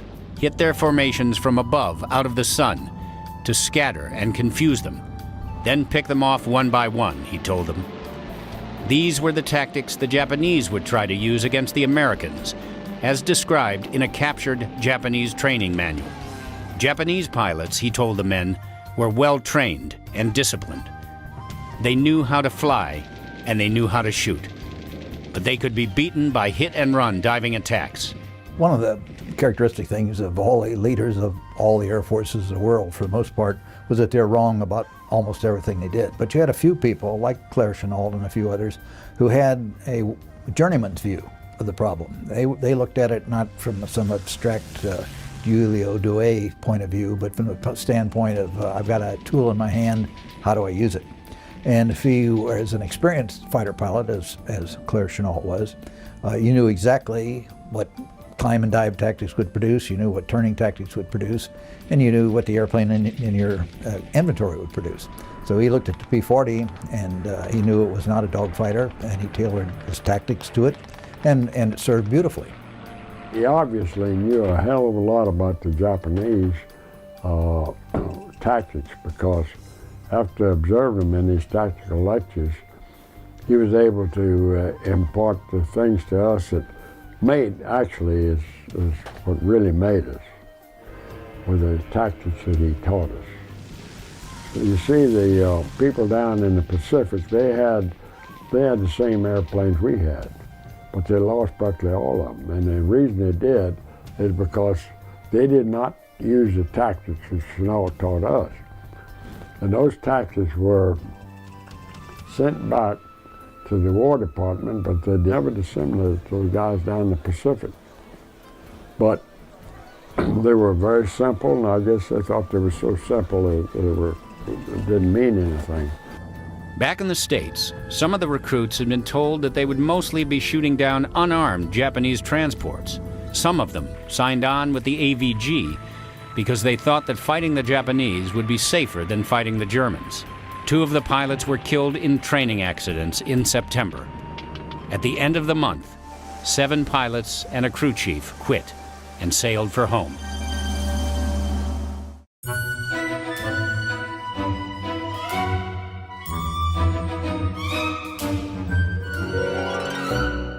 Tex Hill, Eddie Rector, and 15 other pilots reached Tonggu on September 15th and were assigned to squadrons the following day. Navy pilots Hill and Rector went to the 2nd Squadron. First time I met Chennault, I could never have been more impressed. I mean, the features on that guy, if you've ever seen pictures of Chennault, he's a craggy, wrinkle, and those black eyes, which come from somewhere. They must have some Indian blood in them somewhere back down the way. I know he's from French Huguenot background, but anyhow, he's the kind of guy that immediately instills confidence in you. I know that I was impressed where if it told me to go through that wall, I'd go. He was a great guy. He was very loyal to the people that worked for him. He had a lot of people above him that didn't like him because he made them look like Ned and the Third Reader.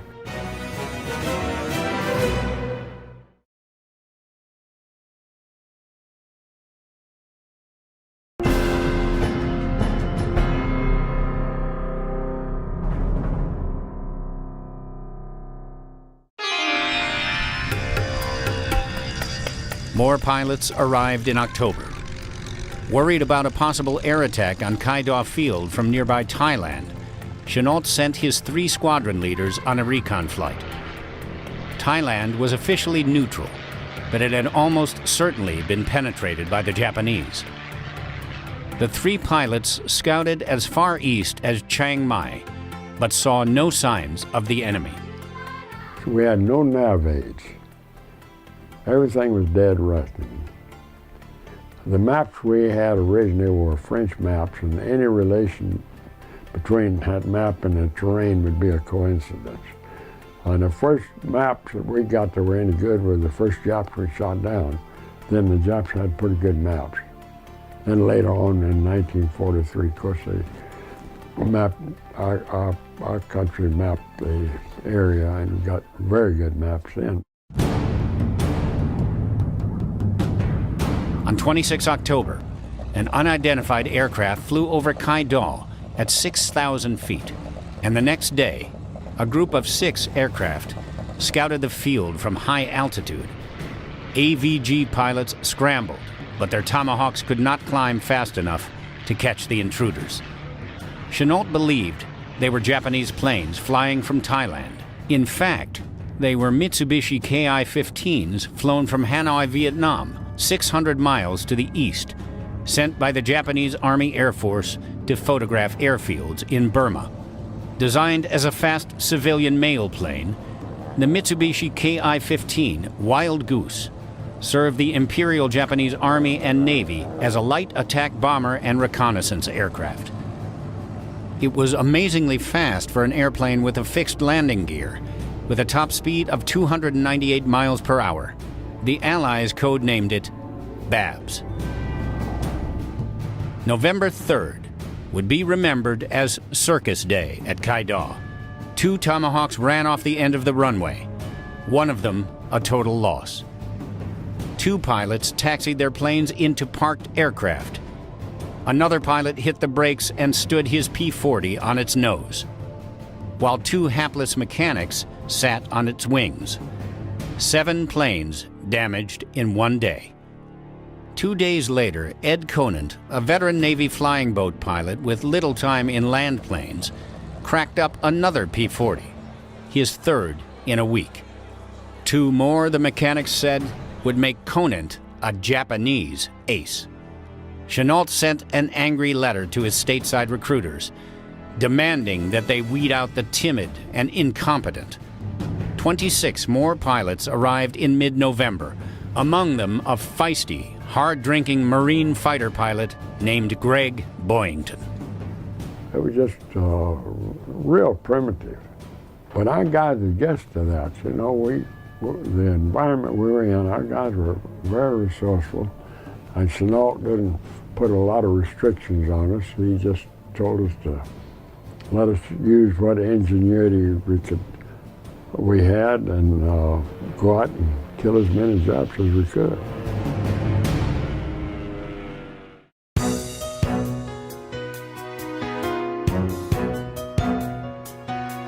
A few days after they arrived, one of the new pilots was flipping through a magazine and saw a photo of a British P-40 with a shark's mouth painted on its nose. He showed it to his squadron mates, and they asked Chennault for permission to adopt it as their squadron marking. Chennault said it should be the group's emblem. Within a week, every Tomahawk on the field had a shark's face. It looked, said one pilot, mean as hell.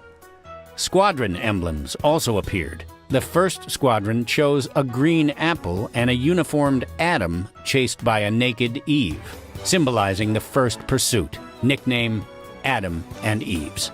Second squadron's planes sported a black and white panda, the symbol of China. And third squadron, Hell's Angels, chose a bright red nude with wings and a halo. Every plane also carried the insignia of the Chinese Air Force, a white 12-pointed star. The last group of AVG personnel, 4 pilots and 9 flight instructors, reached Burma on November 25th. The pilots went to Kai-Dao. The instructors were sent to Yunnan, China, to train Chinese Air Force pilots. November also brought promises of greater support for the AVG. More planes, more spares, more supplies, more pilots and ground crews. In Washington and London, everyone who mattered now understood that the war with Japan was coming. The British offered Chennault a squadron of Brewster Buffalo fighters from Singapore, along with their pilots and ground crews. And there were promises of British and American bombers. The Brewster Buffalo was the U.S. Navy's first monoplane fighter. Introduced in 1939, it never lived up to its promises.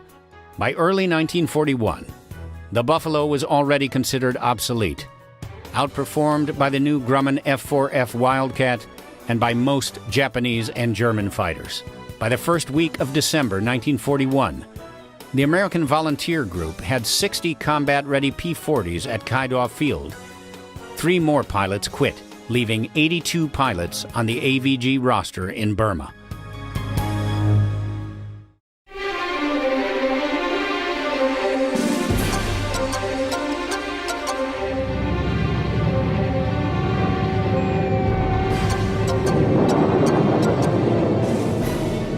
Yesterday, December 7th, 1941, a date which will live in infamy. Without warning, Japanese forces attacked Pearl Harbor, Hong Kong, Malaya, and Wake Island. From his headquarters in Kunming, Chennault immediately put the AVG on a war footing. He assigned the 3rd Squadron, Olson's Hell's Angels, as the assault squadron, armed, fueled, and on alert. 2 days later, an alert at 3:30 a.m. sent 4 P-40s into the air. It was a false alarm. Landing in the dark, Tex Hill overshot the runway. His mates found him standing dazed near his wrecked Tomahawk, with an unlit cigarette in one hand and an unlit match in the other, his clothing soaked in gasoline. It's true that we were mercenaries, but then when the Japanese hit Pearl Harbor, then we were involved. Our country was involved in the war. And what brought us together is that was necessity, you know. It was teamwork. We had a hardcore that had flown together. We didn't have people rotating through us. We're all in the same boat over there for this year. The British asked Chennault for a squadron to help protect Rangoon's harbor and its airport at Ming Aladan, both staging points for supplying British forces in Singapore. On Thursday, December 12th, the 18 Tomahawks of the 3rd Squadron, the Hell's Angels, left Kai-Da and flew to Ming Aladan. Their ground crews, support staff, and 3 more pilots traveled by truck or train to Rangoon. In mid-December, Brigadier General John Magruder sent a message to Chennault asking him and his pilots to return to the U.S. military. The question of Chennault's rank was left open. Chennault was not unwilling to return to the Army, but he wanted the rank of general. He sent a message to Madame Chiang Kai-Shek asking her opinion. There would be advantages to making the AVG a U.S. Army unit, he told Madame Chiang, in aircraft, supplies, reinforcements, and discipline. The only disadvantage, he said, was that a commander might replace him with less experience in China.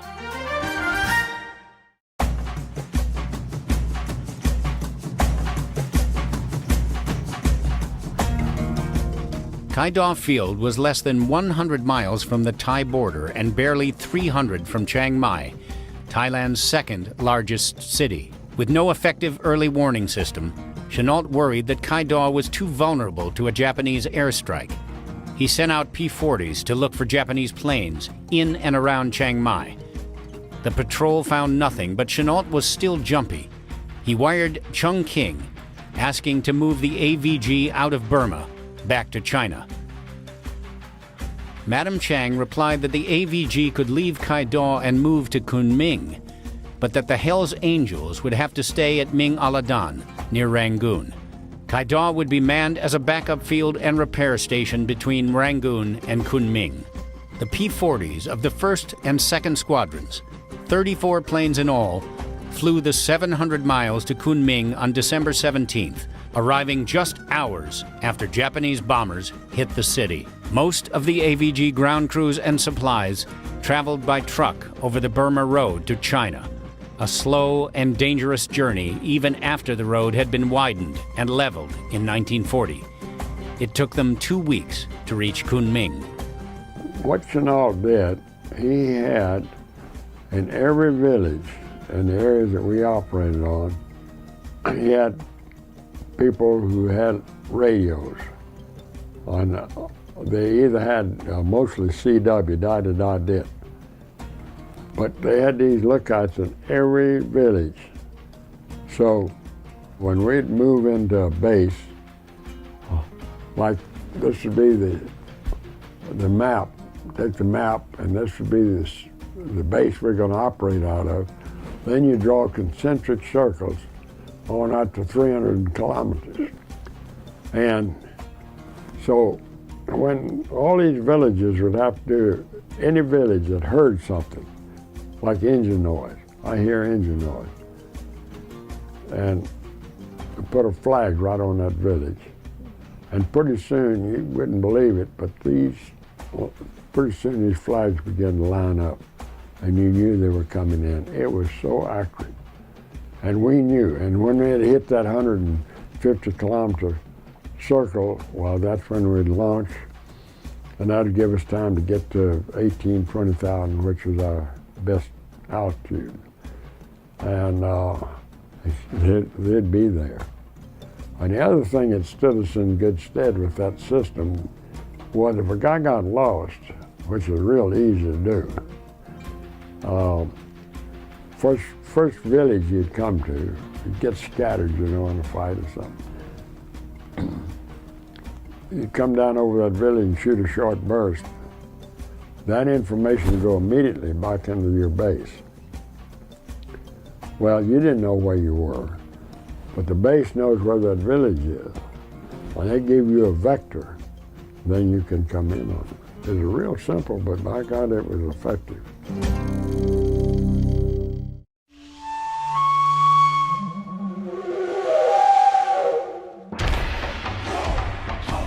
Three days after the P-40s arrived in Kunming, Chennault's early warning net reported Japanese bombers coming from Vietnam. 1st Squadron took to the air, 16 P-40s, and turned southwest to intercept the bombers. 2nd Squadron flew backup. While 4 of the Pandas stayed close to Kunming, 4 others patrolled the northwest to catch any bombers attacking in a hook approach. Jack Newkirk, leading the group northwest, spotted a formation of 10 bombers below him, with no fighter escort. They were Kawasaki Ki-48s of the 21st Hikkatai based at Hanoi. Introduced in 1939, the Ki-48 was fast and maneuverable, but carried a light bomb load. With no armor and only 3 machine guns, it was vulnerable to attack. In Burma, it was often used as a dive bomber. Its allied code name was Lily. Newkirk's P-40s dove out of the sun, firing at the Lilies from far out of range. The bombers jettisoned their loads, turned tail, and ran. Newkirk led his Pandas back to Kunming. A few minutes later, the Adam and Eves spotted the same group of Lily bombers south of Kunming. Sandel ordered 2 pilots to fly top cover. The P-40s attacked the bombers from every direction in a disorganized melee. They seemed to have forgotten all of Chennault's lessons about hit-and-run attacks, 2-plane formations, and Japanese tactics. The 2 pilots flying top cover also ignored their instructions and joined the fight. The enemy formation was a Diamond 4, flanked by 2 Vs of 3.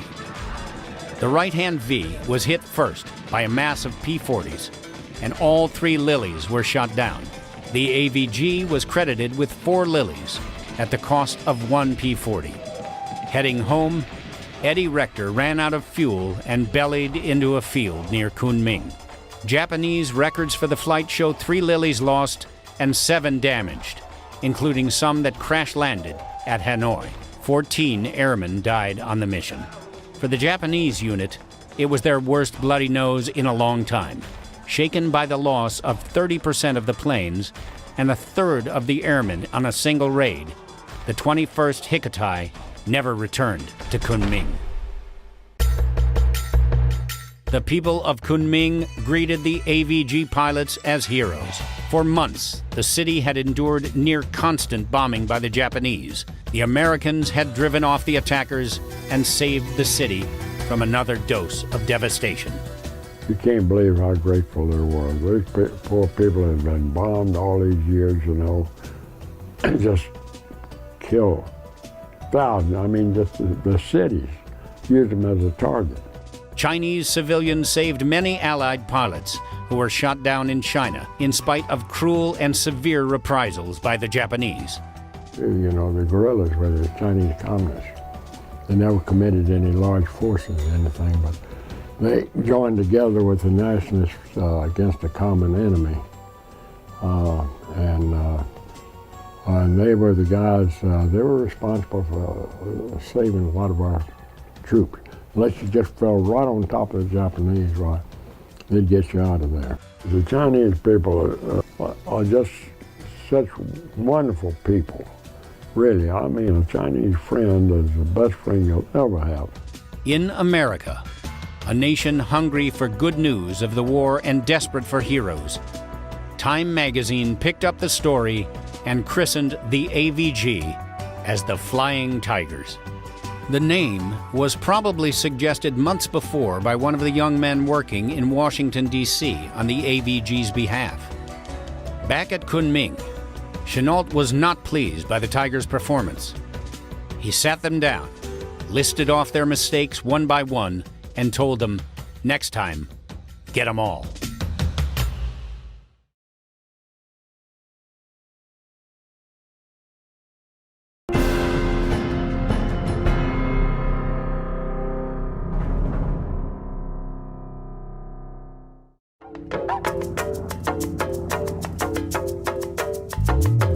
At Ming Aladan, the AVG 3rd Squadron was joined by 34 British Buffaloes and 4 Blenheim bombers, but only half of the Buffaloes were combat-ready.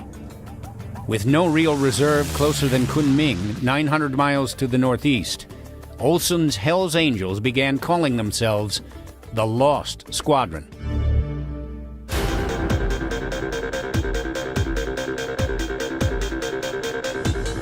On December 23rd, the Imperial Japanese Army Air Force struck Rangoon. From airfields at Bangkok, Thailand, and Phnom Penh, Cambodia, 60 Ki-21 heavy bombers took off for Burma without fighter escort. The Mitsubishi Ki-21 carried more than a ton of bombs, 6 machine guns, and a crew of 5 to 7 men. It was used with great success in China, Malaysia, and the Philippines. Allied codename Sally. 15 Sallies were headed for the airfield at Ming Aladan. They were to be joined by Mitsubishi Ki-30 light bombers, Allied codename Anne, escorted by Ki-27 fighters, codenamed Nate. The 3 groups were supposed to rendezvous over Thailand and strike Rangoon in one large formation, but their timing was off, and the attackers reached the city in 3 separate waves. The Sallies came first, in tight V of V's formation. A few miles behind them came the Anns, escorted by a disorganized gaggle of Nates. About a dozen P-40s rose to meet the attackers. RAF Buffaloes damaged 1 bomber before the Tomahawks joined the battle. In the melee that followed, 2 Tomahawks were shot down. Paul Green bailed out and survived. 5 of the Sallies were shot down. 1/3 of the formation, with the loss of 30 crewmen. South of Rangoon, 6 other Hells Angels faced a tight formation of 18 Sallies heading for the oil refinery at Syrium. Leading one 3-plane flight, Neil Martin's P-40 was caught in a hail of fire from the Sallies' machine guns and went down in flames. 2 of the Sallies were shot down. A 3rd group of 27 bombers hit Rangoon, killing more than 1,000 people, mostly civilians. One of those bombers crashed on the way home. It was another bloody nose for the Japanese. At the end of the day, they had lost 7 bombers, with many more damaged, though the Allied claims were higher. Japanese pilots and gunners claim to have destroyed 43 Allied fighters that day. In fact, the RAF lost 5 Buffaloes with their pilots, and the AVG lost 3 planes and 2 pilots. On Christmas Day, the Japanese struck at Rangoon, launching a mass formation of 63 bombers escorted by 25 fighters. Again, their battle plan came apart, splitting the attackers into 3 groups. At Ming Aladan, there were only 12 Tomahawks and 14 Buffaloes ready for battle against an armada of 88 enemy planes. 2 AVG replacement pilots arrived from Kaidaw on Christmas Eve with a truckload of ammunition. As the Japanese formation crossed into Burma, Olson sent his Hell's Angels up to meet them. The first fight occurred over Syrium, south of Rangoon. 20 Sallies, escorted by 15 Hayabusas, were heading home after bombing the city. The Nakajima Ki-43 Hayabusa was one of Japan's most successful fighters. Highly maneuverable, Ki-43s shot down more Allied aircraft than any other Japanese fighter, and most of Japan's aces flew Ki-43s, Allied codename Oscar. 7 P-40s tore into the Japanese formation, 7 against 35. They shot down 12 bombers and 3 fighters, which they mistakenly identified as Zeros. 2 P-40s crash-landed, but both pilots escaped with minor injuries. North of the city, the RAF and the rest of the AVG tangled with a much larger mass of bombers and fighters. Leading a fight of 3 P-40s, Parker Dubois dove on a Hayabusa. Overtaking the enemy fighter, he rolled sharply to avoid ramming it. His wingtip sliced through the Oscar's wing, severing it at the root, and the Oscar spun away. Dubois landed with 4 feet missing from his own wing. The Allies claimed 28 Japanese planes destroyed on Christmas Day. Japanese records put their losses at about half that number. In the chaos of aerial combat, several pilots or gunners might claim the same kill, each thinking it was his own. The excitement, the panic, the adrenaline, and the confusion of combat made such errors inevitable. On Christmas Day, the Japanese pilots and gunners who attacked Rangoon claimed a whopping 38 Allied fighters shot down. Half again the total number of Allied fighters in the air. Actual Allied losses were 2 Tomahawks and 5 Buffaloes.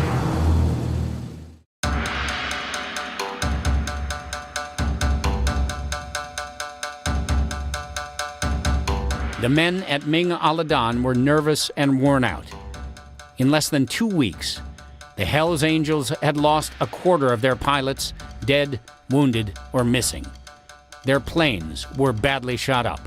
Leaflets dropped by Japanese planes warned of an airborne invasion. Olson wired Chennault, send reinforcements or move the squadron to Kunming. Chennault assigned Newkirk's 2nd Squadron to reinforce Hell's Angels at Rangoon. Then he sent an appeal to President Roosevelt for more fighters and pilots, and for 36 twin-engine bombers with American crews to form the 2nd American Volunteer Group. The president responded with a promise of more pilots and 50 of the new Curtiss P-40E Kitty Hawks. The AVG had several follow-ups in the concept, and the 2nd AVG, they had a bomb group, and they had 3 more fighter groups. But they didn't get any further than Australia, and they stopped them there because the war was going on, and they needed them down there, and they never got to China.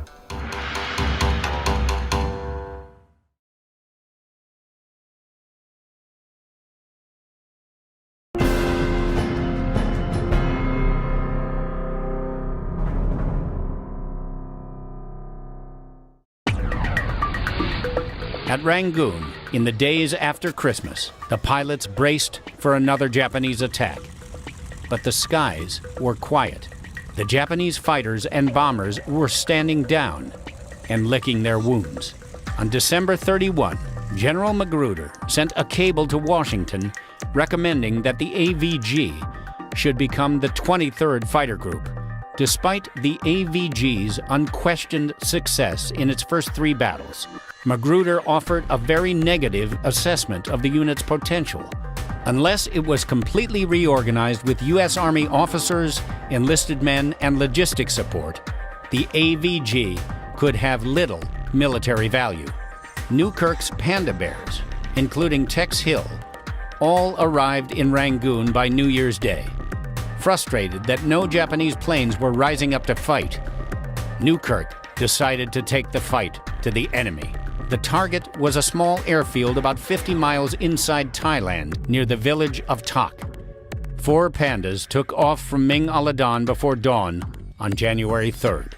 Newkirk led the mission with Bert Chrisman on his wing. Hill flew on Howard's wing. The Pandas arrived at sunup to find 9 Nate fighters idling on the ground, like sitting ducks. Unknown to the Pandas, the Nates were just returning from their own pre-dawn mission. We were going over there and going to surprise the guys. Went out there at daylight and catch them on the field. Well, unfortunately, we forgot to look up. Bert Chrisman had engine trouble. He had to turn back. So there were 3 of us in string headed down to straight to the field of the airplanes that were lined up. Well, first thing I know, this guy slid in between me and Howard. And I was just, I'm right behind this guy. And I was so excited that I didn't even bother to look through the sight. We had a ring and bead sight on the airplane. But the way our ammo was loaded was they were fixed around with an incendiary. So it looked just like a hose coming out. I just was just right behind this guy, wasn't no 50 yards. And he just blew up. But simultaneously, a guy I didn't see made an overhead pass on me, and he shot 33 holes in my airplane. I never saw him. Just when I pulled off, this guy just shot down. I'm pulling into another guy coming this way head on. When he shot head on, these little I-97s, they had what was equivalent to about a 30 caliber, 7.7 or something like that. And those bullets stuck in the prop. And when it did, well, it threw my prop out of balance. Well, I throttled back and got down, and we were scattered at that time and separated, and I came on back to Rangoon. And I got there, and Jim Howard came in, and Newkirk. Newkirk had shot down 2 airplanes. Jim had gotten these on the ground. He didn't even know this. Other guy got on his tail. I said, you go look at your airplane. I went over there, and he had 11 bullet holes in his airplane. Early the next morning, the Japanese struck back at Rangoon with Nate fighters and AN bombers. The Nates shot down 3 Pandas, though all survived. It was the Japanese' first clear victory over the AVG. So began a pattern of daylight raids by the P-40s against Japanese airfields in Thailand, and pre-dawn raids by the Japanese against Rangoon's airfields. In mid-January, hard-pressed American and Filipino troops were preparing for a last stand on the Bataan Peninsula. Foreseeing victory in the Philippines, the Japanese transferred 2 Nate squadrons and 2 bomber groups, about 75 aircraft, from the Philippines to China and Burma. General Sugawara Michio commanded the Japanese air forces in the region. In Malaysia and Singapore, his bombers could operate with little or no opposition. But in Burma, his losses were staggering, and he had no taste for more. He left a small force in Thailand and transferred most of his fighters and bombers to other, less troublesome battlefronts.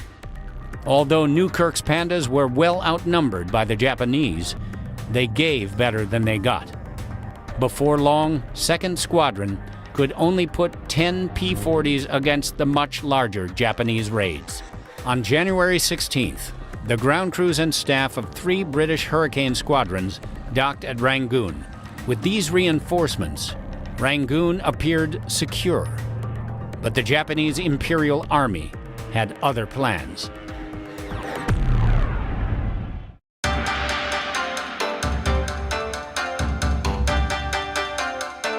At the end of 1941, the Japanese were pushing south through Malaysia, driving the British and Commonwealth troops ahead of them. In the Philippines, American and Filipino units were retreating under the Japanese onslaught. Beyond Malaysia, Australia lay open to Emperor's armies. From New Guinea, the Japanese could threaten not only Australia, but the main British and American supply routes to East Asia. To the west lay India, Britain's greatest colony. If India fell, Japan could reach the oil fields of the Mideast and link its Asian empire with Germany in the west.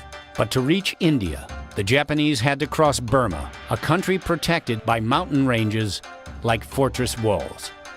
The British believed that their navy could protect Burma from an attack from the sea, and that the mountains would protect it from an attack over land. But on January 19th, far down the narrow tail of Burma that runs along the Malay Peninsula, a small Japanese detachment overran the airfield at Tavoy, 300 miles south of Rangoon.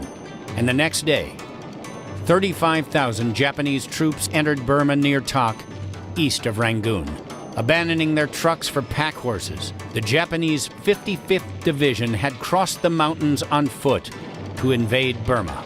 The British Burma Division had 18,000 soldiers on paper, but its fighting corps was just 4,000 British and Indian troops against 35,000 Japanese. The Japanese had to conserve their forces, and so they knew they couldn't occupy every square mile of China, so they took the best real estate all down the coast, all the ports. And this meant that the Chinese were then fighting without any external means of support, except for the one supply line that ran through Burma. The Burma Road was China's only remaining link to its allies. If the Japanese could capture Burma and cut the fragile lifeline, China would stand or fall alone. And I've always said that if he had put out his hand and said, "How do you do? Will you marry me?" I would have said, "How do you do? Yes, I want to spend the rest of my life with you." Tex was a big deal because he'd been in Life and Time and a lot of newspaper stories about the Flying Tigers. And John Wayne had made a movie and played Tex's part in that movie, and that was early in 1942. So he was, the town was excited about having the Reverend Sam Hill's brother come into town. January 1942. The armed forces of Imperial Japan are advancing throughout Asia and the Pacific. Nearly 1 million Japanese forces occupy China's coastal ports and bomb her inland cities. In an uneasy alliance, the nationalist and communist Chinese fight a guerrilla war against the invaders. From their bases in China, Indochina, and Thailand, Japanese forces are advancing south along the Malay Peninsula to New Guinea. If New Guinea falls, the Japanese can threaten the Allies' Pacific supply lines, and without Allied arms and supplies, Australia would be cut off, and the main line of defense against Japanese aggression would move to the west coast of the United States. At Rangoon, in Burma, in early 1942, a small group of American fighter pilots is fighting back against the Japanese, far outnumbered by their enemy. The American Volunteer Group, commanded by Claire Chennault, is destroying Japanese bombers and fighters in the air and on the ground. We're the first guys that defeated the Japanese. And that's why there's a lot of focus on us, because we were losing everywhere, And it's just like the Doolittle raid, It was a morale thing. It's just like the John Wayne movie, corny as it was. It was a timely movie, and people needed to get a hold of something, because these were real dark days in our history. And we're the first guys that ever defeated them. They were rolling over everybody. The Allies need China to stay in the war, to tie down 500,000 Japanese occupation troops, and to provide a base from which to strike at the Japanese homeland. A single supply route from India through Burma to Kunming is China's only remaining lifeline to the West. If the Japanese cut that lifeline, China will fall. The Burma Road is the key. And for a few critical months in 1942, the American volunteer group stands virtually alone against the Japanese. I'm Gary Sinise, and this is Missions That Changed the War.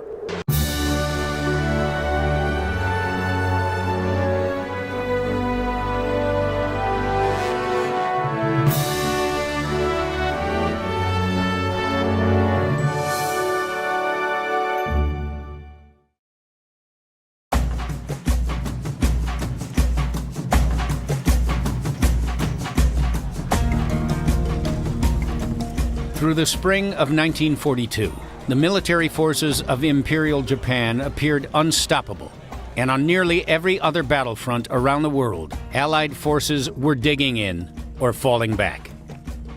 The British believed Burma was safe. The British Navy stood guard against any seaborne invasion from the south. Britain's Burma Division, commanded by Lieutenant General Sir Howard Alexander, had a fighting force of just 4,000 British and Indian troops, but Alexander believed it was sufficient. The Japanese had forces across the border in Thailand, but along the border was a rugged, nearly trackless rampart of mountain ranges. No army, said Alexander, could cross that barrier in force. The Japanese would prove him wrong. On January 19th, 300 miles south of Rangoon, on Burma's long tail that stretches down the Malay Peninsula, Japanese troops slipped across the mountains, overran the Allied airfield at Tavoy, and began moving north, sweeping the opposition aside. The next day, the main invasion force, 35,000 Japanese troops, entered Burma 100 miles east of Rangoon. They advanced quickly toward the city through the jungle the British thought was impassable. When the Japanese forced a crossing at the Sitang River, Rangoon's last defensive line, Alexander abandoned the port city and moved his Burma division north to try to block the Japanese on the road to Mandalay.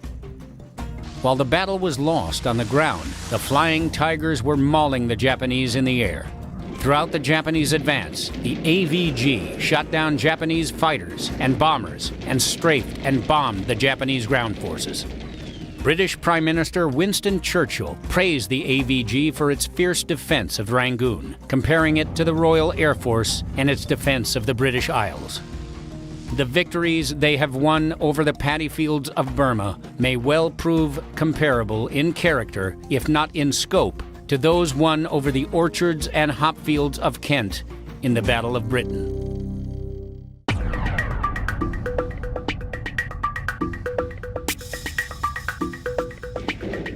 The AVG suffered few losses compared to the mauling they were inflicting on the Japanese, but one loss in particular hit them hard. In mid-March, Jack Newkirk led 10 P-40s to raid Chiang Mai and Lampang, two heavily defended Japanese airfields in Thailand. 2 nights before the raid, Newkirk told Tex Hill that he feared the mission would be his last. Hill offered to take his place, but Newkirk said no. At Chiang Mai, Newkirk's raiders caught the Japanese flat-footed and destroyed several aircraft on the ground, despite a storm of anti-aircraft fire. At Lampang, as Robert Keaton pulled his fighter out of a strafing dive, he saw a fireball blast 100 yards through the jungle below. It was Newkirk's P-40. Newkirk, and he had a premonition. I had 2 guys that had premonitions, and he was one of them. And he sat down and wrote that letter that night and said if anything happens to him, he'd like for me to have that squadron. And Chennault honored that. And I brought Ed Rector up as my vice squadron leader. Chiang Kai-Shek sent 3 divisions of the Chinese Army to Burma under the command of U.S. Army General Joseph Stilwell to try to halt the Japanese advance and protect the Burma Road. But Stilwell's efforts were frustrated by a stream of contradictory orders from Chiang and by the Chinese troops, who were poorly led and reluctant to fight. The Japanese advanced northward, and the Allied retreat became a rout as British, Indian, Chinese, and Burmese soldiers and civilians fled along the escape routes to India and China. The Japanese overran Taungoo in early April, capturing intact the crucial bridge across the Sitang River near Burma's east border with China.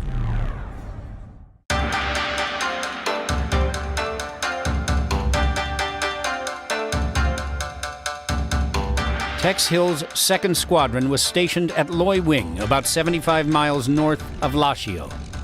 They had been flying missions in support of the Chinese divisions fighting in Burma. Their airstrikes against Japanese columns and truck convoys were successful, but did little to slow the enemy's advance. I was a senior guy, and I had to make a call. That's that picture up there. I had a real burden because we had lost all of our early warning system. And Jeff came in just at daylight, and I was going on a different mission. I stepped up on the side of my airplane, and I looked up and I saw these 8 fighters peeling off, coming down, and just stepped down off the airplane, and they were coming right over there where I actually fired a pistol at them. If I'd had enough lead on the guy, I could very easily knock one down with a pistol. They're that close. The next day, 29 April, the Japanese 56th Division captured Lashio, the end of the rail line from Rangoon and the western terminus of the Burma Road. The Chinese 6th Division, in a desperate fighting retreat, was virtually destroyed as a fighting unit. Alexander ordered all Allied personnel to leave Burma.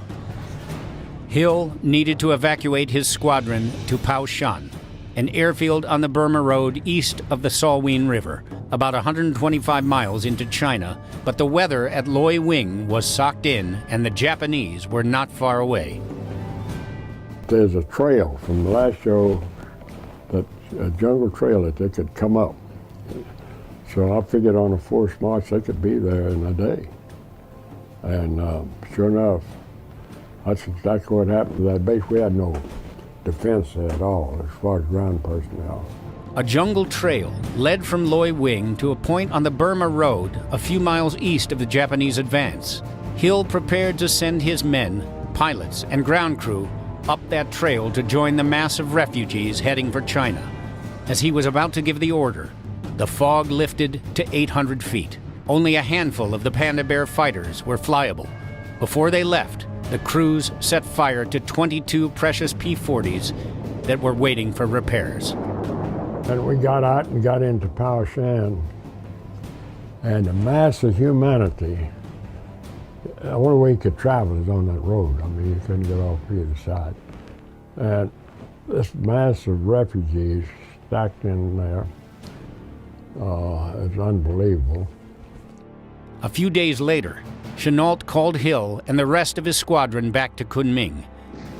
The Japanese drove north, threatening to trap the Allied forces in western Burma, including the commander, General Stilwell.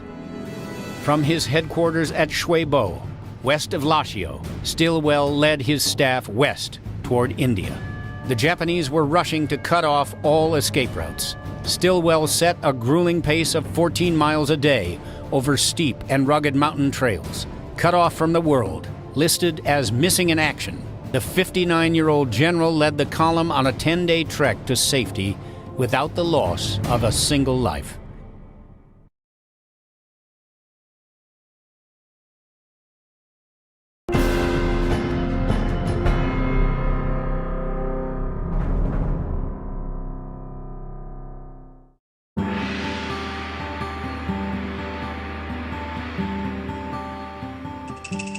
The Burma Road was China's only lifeline to the west, and now it, too, was blocked.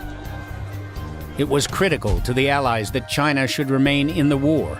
Nearly half of Japan's army, some 750,000 men, were fighting in China, holding the coastal cities against Chinese counterattacks and exploiting China's vast natural resources.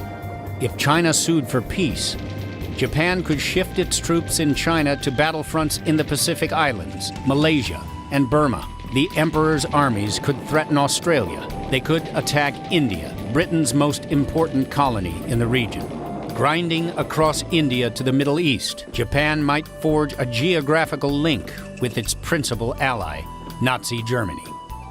That's sort of a what-if proposition, that what if the Japanese had pushed on through India and India had come to their sides as certainly the Japanese had hoped and certainly some of the Indians had hoped, and the Germans on their hand had broken through the Suez Canal and linked up with the Japanese. Actually, I think that had that happened, both nations have been so exhausted that they would have probably collapsed because it was really beyond their reach. But there was a danger that the Japanese might get to India, and there were two types of people who opposed the British. There were the Gandhi types, who were nonviolent, and then there was a Chandra Bose, who it's spelled B-O-S-E, but it's pronounced something like Boucher. And they were violent. They wanted to use arms against the British. So it's conceivable that there could have been a link up there and they could have gotten some help from the Indians. Japan had an opportunity early in the war perhaps to make a thrust into India, and they elected not to because of British resistance. Also, I don't know that the Indian population would have responded to Japan any more readily than they were responding to the British. I don't think they wanted to trade one conqueror for another. There was an element in India under Bose who were wanting independence for India and who subsequently collaborated with the Axis.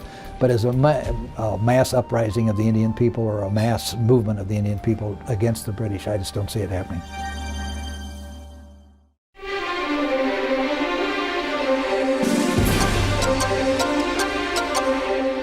China's supply line had to stay open. With all land and sea routes blocked, the Allies proposed a daring plan to supply China by air. The task was assigned to the United States 10th Air Force. The U.S. Army Air Force had no experience creating a continuous airlift, an air bridge, so it called on officers who had experience with the new Air Corps Ferrying Command, or with civilian air carriers. On 8 April 1942, launching from the RAF airfield at Dinjan in India's Assam state, 2 borrowed DC-3s carried 8,000 gallons of aviation fuel for the Flying Tigers, the first trip over the Himalayas to Kunming, China. By the end of April, the Army Air Force had established a more or less regular air service between India and China. With a ragtag fleet of 27 aircraft, they hauled in supplies and brought out wounded.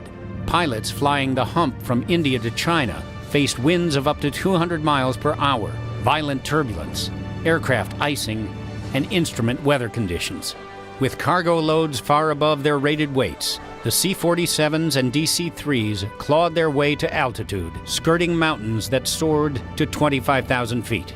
The men who flew what we now call the Hump were extraordinary in that every flight could have wound up as a fatality by something as simpler as a bird strike into your carburetor and taking out one engine, because they were forcing the airplanes that they had, and initially largely C-47s, later C-46s, to fly almost at their maximum capability.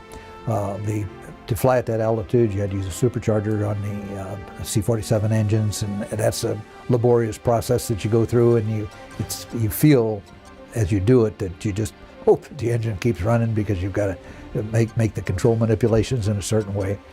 But you're flying at an altitude in which the air is thin, you're on oxygen, and the weather can be suddenly catastrophic. And the losses were terrible. They would lose airplanes and with no hope of recovery. I mean, you didn't land in a meadow and somebody flew a helicopter in to rescue you. You went into a mountain peak and were killed. And they called it, as you know, the aluminum trail because of so many aircraft crashes across it. In March 1942, Allied Command designated the Far East as the China-Burma-India Theater, or CBI, under the command of General Joseph Stilwell. But the European and Pacific theaters of war would continue to get the lion's share of men, materials, and press coverage.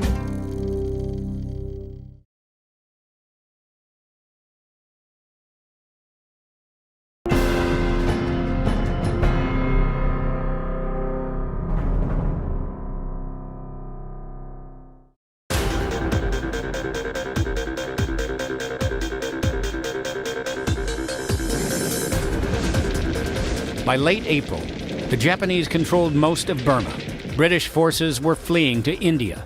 The Chinese forces in Burma were scattered and on the run. The Japanese had captured Lashio, the western end of the Burma Road, and the road lay open to China and Kunming. 400 miles beyond Kunming lay Chongqing, China's capital and Chiang Kai-Shek's headquarters. At Lashio, in Burma, the 56th Red Dragon Armored Division, an elite Japanese unit, was fat with captured supplies and ready to strike. If the Japanese chose to drive east toward Chongqing, only weak forces would oppose them. Chongqing would fall, and with it, all of China. In early May, the 56th Armored Division turned eastward. Chennault sent reconnaissance flights down the Burma Road from Kunming. His pilots reported that the Japanese armored column was moving toward the Salween River, slowed only by mobs of refugees and fleeing Chinese soldiers. On 4 May, the Japanese vanguard was near the west bank of the Salween River. East of the river, the road to Kunming lay open to the invaders. Chennault was seriously alarmed. He knew the power of the 56th Armored Division, and he knew that if Kunming fell, the AVG's supply line over the Himalayas from India would be cut off. The transport planes flying over the Hump could reach Kunming, but Chongqing was out of range. And without that supply line, the AVG could not fight, and China would fall. Essentially, Japan could never have conquered all of China. The Chinese could have just kept retreating, and there would never been enough Japanese available to control the areas. And the Japanese were not interested in doing that. They were interested in controlling the areas that had resources that were useful to them, the ports and the arable areas. But if the Chinese lay down their arms, Japan could shift vast armies out of China to the Pacific Islands, Malaysia, and the Indian frontier.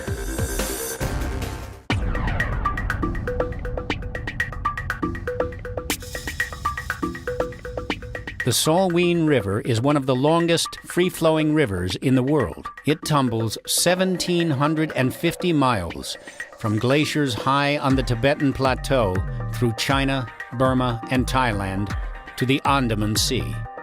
It is an untamed river, navigable only in the last 50 miles from its mouth.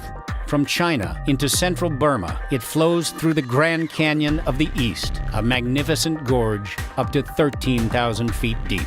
Where the Burma Road crosses the Salween, the canyon is several miles wide and a mile deep. From the canyon's west rim, the Burma Road plunges down 20 miles of narrow, tortuous switchbacks to reach the Hoi Ting Bridge across the river. From the east bank, the road climbs another 20 miles of switchbacks to escape the canyon. On 4 May, the head of the Japanese column reached the west bank of the Salween River.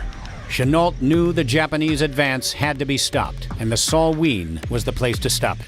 But he was reluctant to send the AVG to bomb and strafe the enemy column without orders from Chongqing. The Japanese armored column was moving up the Burma Road between lines of fleeing civilians and unarmed Chinese soldiers. An aerial attack would kill or injure scores, if not hundreds, of the helpless refugees crowded along the road. There was little choice. If the Japanese were to be stopped, Chennault's fighters had to attack.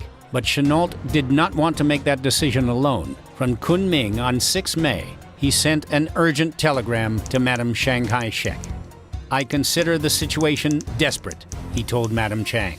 If the Japanese crossed the Salween, they could drive to Kunming in their captured Chinese trucks. The Burma Road and its bridges must be destroyed, he told her. The Japanese advance must be blocked. That same day, Chennault sent 6 Tupolev bombers to strike Japanese truck convoys that were heading toward the Salween from the west. Deep in the gorge, the remnants of the Chinese 36th Division failed to stop the Japanese at the river. Chinese soldiers blew up the bridge, then fled. A few advance elements of the Red Dragon Division crossed the Salween, but the main column was halted, waiting for an engineer battalion to erect a pontoon bridge that would carry its tanks, trucks, armored cars, and artillery across the water. From the west bank, the huge column stretched up the 20 miles of switchbacks to the plateau and beyond, to the west. Madame Chiang replied to Chennault's telegram early the next day, the 7th of May. she ordered him to attack the Japanese column with all available AVG.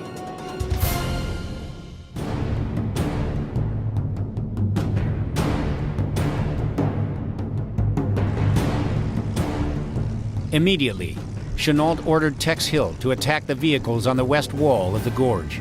Hill chose 3 other pilots from his Panda Bear squadron: Ed Rector, Frank Lawler, and Tom Jones, all ex-Navy pilots.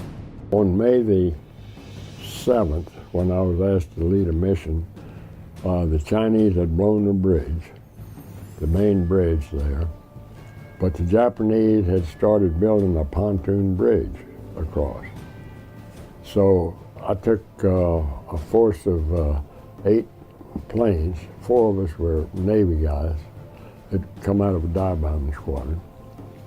And we were loaded up with these big Russian bombs of 550 pounds roughly, and some frags on the wings. The P-40 is not a dive bomber. A bomb released in a near vertical dive would hit the plane's propeller before it hit the target. Most of the Flying Tigers P-40s weren't even equipped to carry bombs. But a month earlier, 1st Squadron had received a few of the new P-40E models, equipped with bomb shackles. The AVG mechanics had modified a few of the older P-40Bs so their belly tank shackles could carry 550-pound bombs. Hill and his companions took off that morning carrying fragmentation bombs and heavy demolition bombs. 4 P-40Bs from Arvid Olsen's Hell's Angels squadron flew top cover for Hill's fighter bombers. The 8 fighters flew the 200 miles to the Salween through drenching rain. They landed at Yunnan to refuel, then took off again into more rain squalls. Near the gorge, the fighter formation broke into the clear. Bright sun and blue skies revealed a river and landscape of breathtaking beauty. And hundreds of armored vehicles and trucks and thousands of Japanese troops packed onto the switchbacks from the river to the canyon's west rim and along the road on the plateau above. Nates and Oscars should have protected the massive Japanese armored column, but to Hill's surprise, no Japanese fighter planes were visible. The engineers had already completed part of the span that would carry the column across the river. At a signal from Hill, the 4 Flying Tigers slid into single file and roared into their attack. Massed together, the Japanese could put up a storm of small arms fire. The Tigers' only defense was speed. Hill and his companions pushed their throttles to the stops and dove toward the canyon.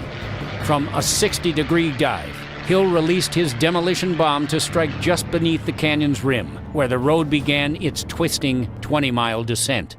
I got up there and I saw that that pontoon bridge wasn't all the way across. Where that road winds down, that gorge is about a mile deep, and the road is cut back into the mountain. And so I was lucky enough to hit the road above with a bomb and knock the edge of the road off. The 550-pound bomb slammed into the cliffside, precisely on target, and exploded. As Hill's P-40 peeled away, in a gut-wrenching turn, huge slabs of rock and earth tumbled onto the roadway, crushing and burying men and vehicles on the upper switchbacks.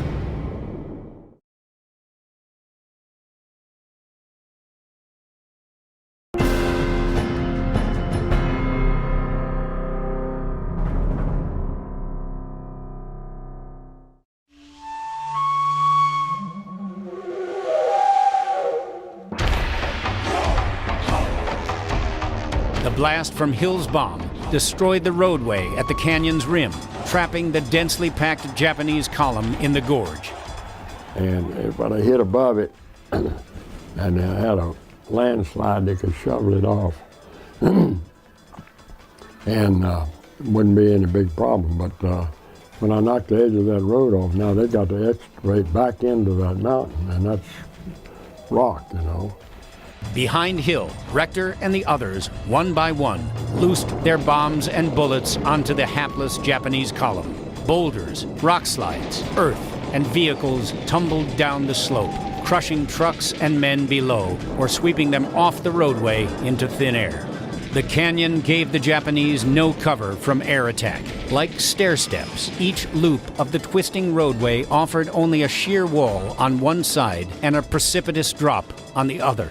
The column's only defense against the Tigers was to shoot back, but confusion and panic blunted that response. Again and again, the 4 panda bears swept into the canyon, raining fire on the Japanese. When their guns were empty, they signaled to Olson's Hell's Angels flying top cover. Olson's boys roared into the gorge, making pass after pass to strafe the enemy until their ammunition was exhausted. As the P-40s climbed away and turned toward Kunming, the Japanese were already struggling to open a way back to the plateau. Below them, the switchbacks and the cliffs were littered with crushed and burning vehicles and dead and wounded men. In single file, the Kitty Hawks attacked in a straight line to avoid careening into the canyon walls, sometimes passing a mere 100 feet from their targets. Pulling up sharply at the end of a strafing run, the P-40s tended to mush, and each pilot held his breath, hoping his plane would not pancake onto the river instead of climbing to safety. When the 4 P-40s from the 1st Squadron had exhausted their fragmentation bombs and ammunition, the 8 Kitty Hawks flying top cover dove in to take their turns at the killing ground. Like the day before, the Japanese fighter planes that should have been protecting the armored column were nowhere to be seen. All of the Flying Tigers returned safely to Kunming, though some of their planes were riddled with holes from Japanese ground fire. In the canyon, the Japanese remained trapped in the open. For 3 days, they had no place to go. I mean, we slaughtered these guys. I don't know how many people we killed there, bombing and strafing them for 3 days. Over the next few days, Chennault's P-40 fighters and Tupolev bombers attacked the Red Dragon Division in the gorge and west on the plateau. On the 9th of May, 2 days after Tex Hill's first attack, the Chinese 36th Division crossed the river north of the Burma Road to harass the Japanese on the plateau west of the Salween. By the 12th of May, the battle was over. The pontoon bridge that the Japanese had tried to throw across the river was a useless wreck. The roadway from the river's edge to the west rim of the canyon was all but destroyed. The canyon's western slope and the road leading west from the gorge were littered with the hulks of Japanese vehicles and the corpses of Japanese soldiers. The Chinese army dug in on the east bank of the river and stayed.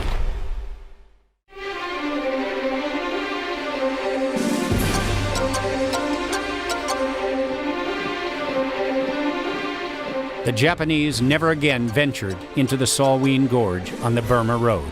They placed a token force on the western rim and lobbed cannon shells across the river until they were driven off 2 years later. The American transport planes continued to fly over the Hump from India to Kunming, bringing in vital supplies for the AVG and other Allied units fighting the Japanese in China, Thailand, and Burma. Chongqing did not fall. Nationalist China continued to fight on the Allied side, though Chiang Kai-Shek kept most of his forces in reserve, saving them for a war against the Chinese communists.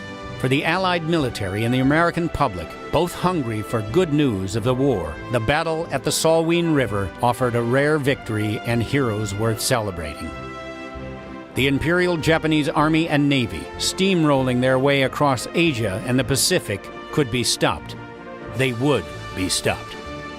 Here was news coming from a group that was defeating the Japanese in the air. We weren't getting beat by them. We were establishing victory. So it was a wonderful moral tonic. Did the battle at the Salween River Gorge really change the war? Did it turn the tide in China and Asia? Some historians argue that it did not. The Japanese, some say, had stretched their supply lines to the limit and could not advance farther east. Some argue that the Japanese meant only to trap the Chinese army at the Salween, that they never intended to attack Kunming or Chongqing. In truth, no one still living knows for sure what the Japanese intended or what an elite Japanese armored division would have done or been ordered to do if it had bridged the Salween and reached the plateau on the eastern bank. But certain facts are clear. Japanese units in China operated with far more autonomy than the highly centralized German military. The Japanese government didn't have the same control over its armed forces. Its onset of the Chinese invasion was entirely engineered by the Army without the approval of its superiors. And in the conduct of the war in China, the Army maintained itself with the standard light Japanese division instead of following it with the footsteps that it saw in Europe of the heavier divisions with heavy tanks and heavy artillery. And it conducted campaigns in China almost without regard to the national policy.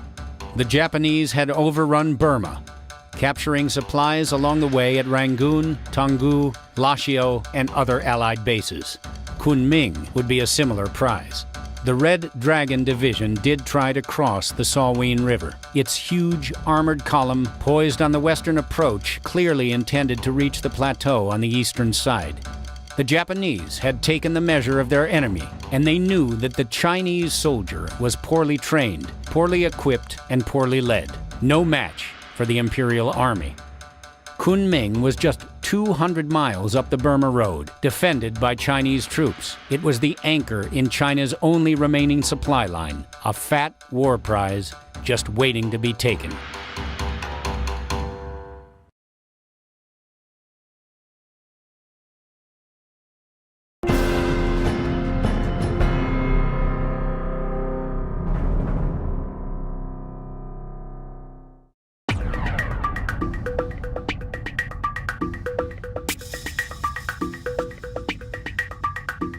If Kunming had fallen, the Allies' only lifeline to China would have been cut. The Flying Tigers would have been declawed, and Chiang Kai-Shek would probably have sued Tokyo for peace. The Americans and the British needed China to continue to fight, to tie down huge Japanese armies, and to provide the base from which to attack Japan itself. At that critical moment, Japan's iron spear was aimed at China's exposed jugular vein. That spear was blunted and turned back at the Salween River Gorge by the men and the airplanes of the American Volunteer Group. I don't think people have ever really understood the significance of that Salween mission. And I understand that this could have been an entirely different world, you know, if that mission had failed. Here was 1942. War had gone badly for the Allies on every front. There wasn't anywhere where things were going well. And all of a sudden we have this victory in China at the Salween Gorge. And had it been publicized the way it might have been, it would have had about an equal amount of effect on American morale as the Doolittle raid. It would have been a wonderful thing to have really exploited. But it didn't have the propaganda clout that it should have had.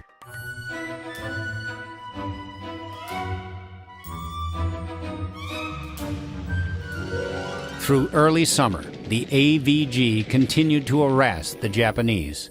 On July 4, 1942, the American Volunteer Group officially ceased to exist. It became the 23rd Fighter Group, U.S. Army Air Force. Chennault was promoted to Brigadier General commanding the 14th Air Force in China. His new superior, General Clayton Bissell, offered immediate commissions to any Tiger who would stay on in the 23rd Fighter Group. But the men disliked and distrusted Bissell, and only 5 pilots stayed on: Tex Hill, Ed Richter, and 3 other Panda Bears. It was the same Clayton Bissell with whom Chennault had so openly disagreed during the pre-war bomber mafia days.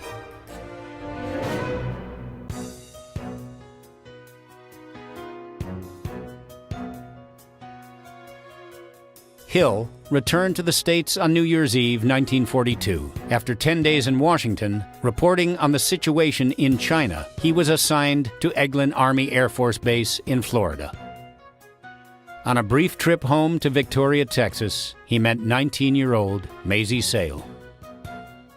I saw this good-looking blonde over there in church, and I told Brother Sam, I said, man, I need to meet that gal. So he made arrangements for it, and I went over to their home in Victoria. Tex was a big deal because he'd been in Life and Time and a lot of newspaper stories about the Flying Tigers, and John Wayne had made a movie and played Tex's part in that movie. And Tex came in, and he walked in the front door and put out his hand to shake hands with me. And I've always said that if he had put out his hand and said, "How do you do, will you marry me?" I would have said, "How do you do? Yes, I want to spend the rest of my life with you." And that's been almost 63 years, and I feel that very same way to this day.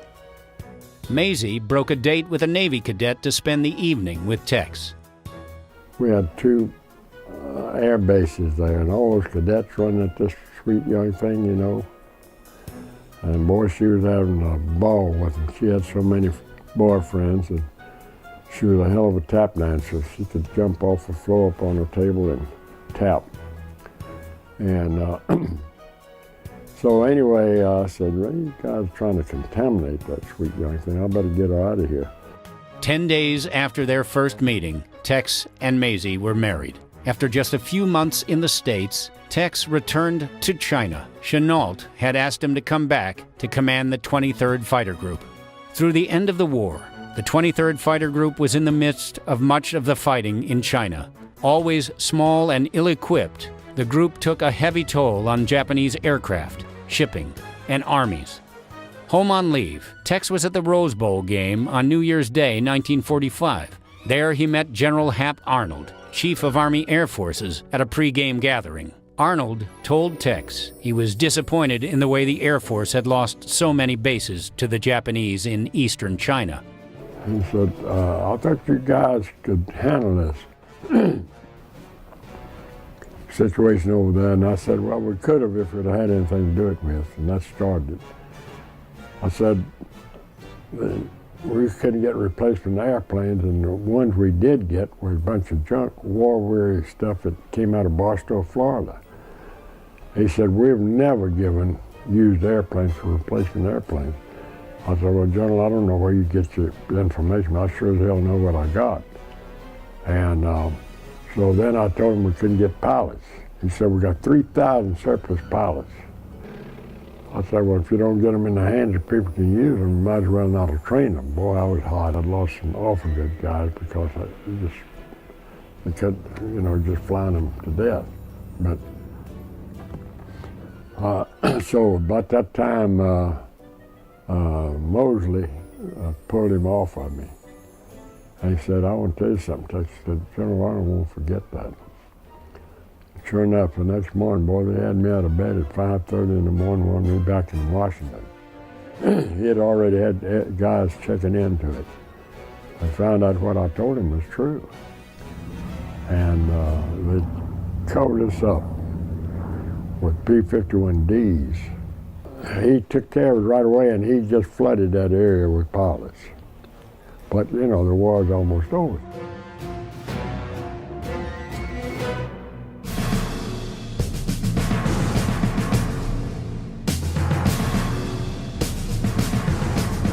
In 7 months of combat, the pilots of the American Volunteer Group claimed 297 enemy aircraft destroyed, including 229 aerial kills. 19 Flying Tigers became aces.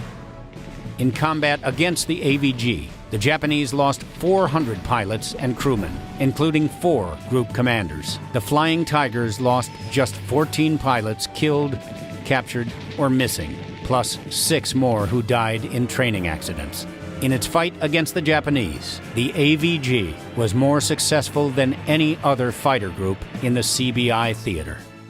They established an American president. They showed that the American guys were brave, that we were willing to die for our country, and it inspired people, and it continues to inspire people. The shark nose insignia still elicits the same response. People go in and analyze the combat records and minimize the number of Japanese airplanes that were shot down. And none of it really makes any difference. The important thing is that they were there. They were only people who were being successful during a period in time in which we were being shellacked by Japan from one end of Asia to the other, and for that they were invaluable. Well, It's true that we were mercenaries, but then when the Japanese hit Pearl Harbor, then we were involved. Our country was involved in the war. And what brought us together is that was necessity, you know. It was teamwork together, and we had a hardcore that had flown together. We didn't have people rotating through us. Chennault molded us into with 3 different branches and one of the finest fighting outfits in the world. A hardcore to this good day. Really outstanding guys, and we're like family, and we cooperated in everything once the war started, and we got involved in it, and our people really turned to win this thing. Tex Hill's favorite saying was, "If you want to have a friend, you have to be a friend." In its darkest days, China had no better friend than Tex Hill and the Flying Tigers of the American Volunteer Group.